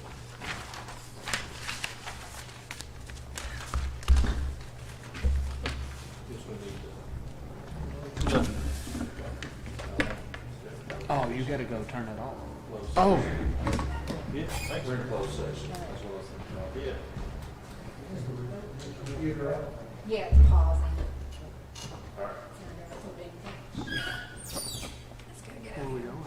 Jack needs to take a break.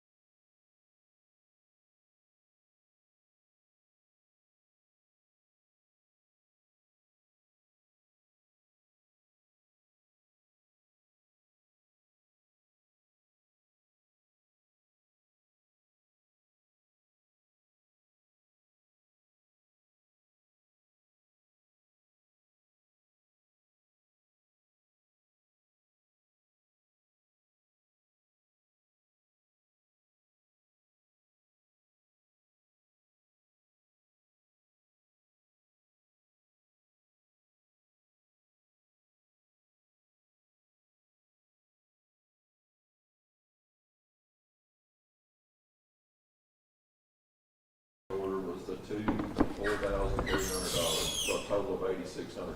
That's, judge is thinking we're gonna have to bid the other out. 3 hours, 45 minutes to count. They're one part of the project. I don't know. Be a very, We gotta big get project. the things done and see. Can you not request But if we quotes go on that change order number two from two different companies? I don't, Yeah, road, I road's don't still suppose closed. there's, okay, they'll get come back on that. Maybe not. Okay. I hope I get the next bridge. You need a bridge, Tyler? Yeah, I need a bridge. Where do you I'm need? sorry, Jack, I would give you this one. I put one on Newtown. I've got 10 more places that would probably call. Really? I'm on it. I mean, it's 2021. You shouldn't have to drive through water going home. And that's what you have to do on Newtown. You got issues too. I think one on University Road. Well, check this is back, you ain't no more, I made a motion to Taking adjourn. down the box bridge. I'll second that motion. Right there by the Jamie's Arms and the Kentucky Pay Lane. Just letting bonds out. Okay, well, motion to Robert Earl and second by Tyler to adjourn. Any questions? Okay, let's have roll call. Davenport, Yes. Crossley, Wright, Yes. Harper, Yes. Kyle, Bolden, Chick. Yes. You said Yes.